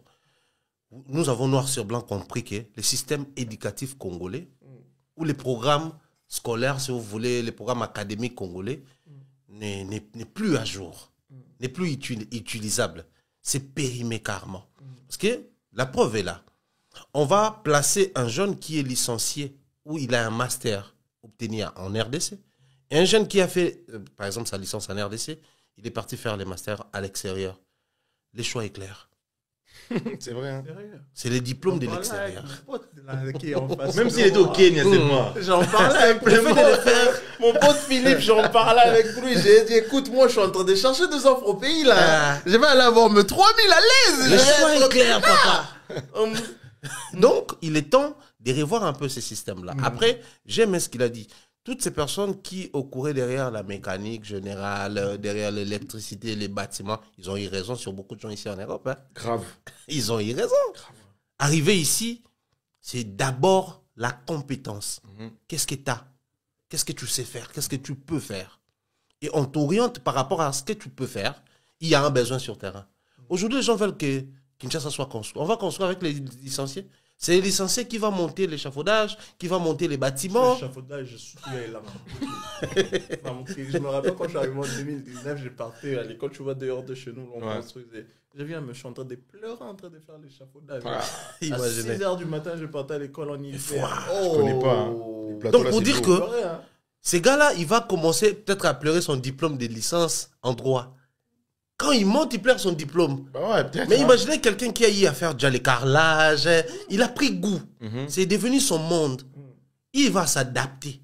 Quitter les carrelages vers l'échafaudage, il va les faire. Donc, il est temps pour nous de revoir un peu ce système-là. Bien que ce n'est pas si évident que ça. Mais il est temps, je pense. Il est temps de revoir ces systèmes. Il est temps de revoir tout en République démocratique du Congo. Chers tous, je ne peux que vous dire grand merci d'être présents dans vos postes téléviseurs parce que vous nous avez suivis.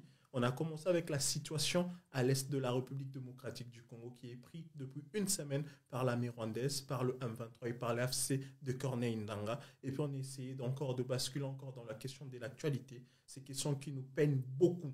Je sais que vous allez peut-être voulu qu'on puisse aller très très très très loin, mais on va revenir. Il y a des gens qu'on n'a pas chaque fois, mais à chaque fois qu'on les a, on se promet de faire quelque chose de magnifique. Si je vous dis que cette émission a été réfléchie hier à 1h du matin, autour de quoi? Autour de Thompson, dans un manda au roi quelque part. Autour de la mer.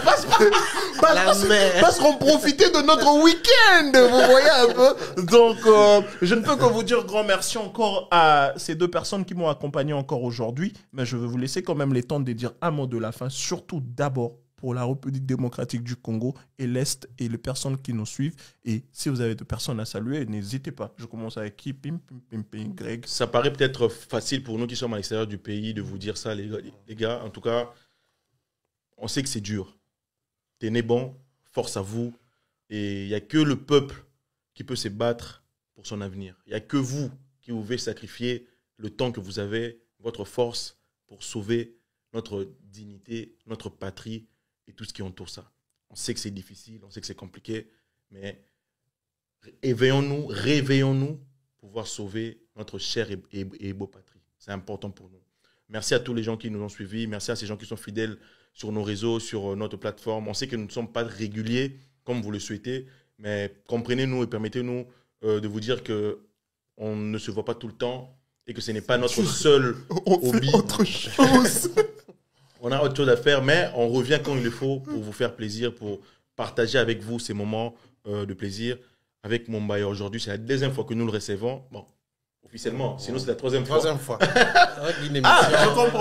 Il y a une émission qu'on a fait, il n'y avait pas de son. Donc s'il n'y a pas de son, après ça, on refait encore. C'est la troisième fois que nous le recevons. Et si Dieu le souhaite, on pourra se revoir encore pour faire avec lui parce que j'aime beaucoup comment il réfléchit. En tout cas, merci mon vieux d'avoir honoré notre invitation. Votre présence est toujours important sur ces plateaux. Merci. Nous, on aime ça. Et continuez à vous abonner, partagez au max. Il est méchant, il me remercie même pas. Lui, c'est mon frère, lui, c'est le sang, lui, c'est le prince, Nad. Le gars avec qui j'ai construit, on a construit ça. Et c'est important, mon frère, merci beaucoup d'être toujours là. C'est l'hôpital qui se fout de la carte vitale. L'homme qui a autant d'ex. L'homme qui est attaqué sur le réseau par ses ex. Qui est attaqué. Les Malouks, on vous a fait quoi? C'était Gredax, l'homme à la casquette. Gros bisous à vous. Voilà, merci beaucoup. Moi, je pense qu'un grand message à tous les Congolais, éparpillés dans le monde entier, il faut savoir aujourd'hui, on est obligé de faire preuve de l'état d'esprit patriotique. Donc, le patriotisme doit primer. Des musiciens, des journalistes, médecins, militaires, dirigeants, je ne sais pas, X ou Y, chacun de nous, partout où tu es, il faut faire preuve du patriotisme. Il est temps pour nous de prouver à la face du monde que nous aimons réellement les Congos. Les militaires vont se battre sur le terrain, mais toi, qu'est-ce que tu fais pour prouver à la face du monde que tu aimes les Congos? Le monde, c'est ton entourage d'abord. Passer les messages à toutes les personnes qui sont autour de toi, c'est aussi une forme d'être patriotique. Donc, moi, je crois que le plus important pour nous, c'est de faire preuve du patriotisme, aimer les pays pour les vrais. N'attendez pas l'ego de la part du gouverneur, du président. N'attendez pas ces go. Manifester l'amour, c'est le plus important pour nous au niveau où nous sommes arrivés. Aimer son pays, ce n'est pas gagner de l'argent en RDC. Aimer son pays, ce n'est pas avoir une activité là-bas. Aimer son pays, ce n'est pas avoir un frère sans à Goma ou à Butembo. Aimer son pays, c'est se soucier de tout ce qui a trait avec la RDC. C'est le plus important pour nous. C'est le plus important, ce sont deux paroles de Mombaya Thierry, le pharaon, l'homme qui a régné sur les réseaux sociaux avant que nous autres nous puissions en arriver. Chers tous, je ne peux que vous dire grand merci parce que c'était moi, Nathan Katende. Vous n'êtes pas obligé de m'aimer, mais quand vous me voyez, j'apporte la gaieté dans vos vies. C'est moi, Nathan Katende. Permettez-moi, avant de finir, de saluer celui que j'appelle le fils du diplomate, l'homme à la poche longue, le défenseur de la patrie. Adex, Bopi, Manga, Kizerbo, il m'a dit naza Gauthier wingi ya vinayo. Il m'a dit ça. Il m'a dit Gauthier wingi ya vinayo. Mais c'est Gauthier wingi ya kufobi. Gauthier wingi ya vinayo. Mon ami Adex Bopé Manga Kizerbo, mon ami de la destinée, je parle de lui parce qu'il y a beaucoup à dire avec lui. Il est dans beaucoup de mes sauces, mais il est toujours loyal avec moi. Je ne lâche pas. Oui, je salue toutes ces personnes qui me connaissent. Je salue la petite sœur préférée à son grand frère, Chloé Baz. Elle a dit qu'elle est la femme la plus belle du monde. Donc, on salue Chloé Baz aussi. Et je salue ma sœur qui ne cesse de m'envoyer tout le temps les TikTok sur Fali, sur les pays. Olivia Metambombo Fashion, c'est ma sœur. Je vous salue tous. Nathan Mwaba qui m'a dit, mon cher, hello, no Sarah, Nathan Angapeko.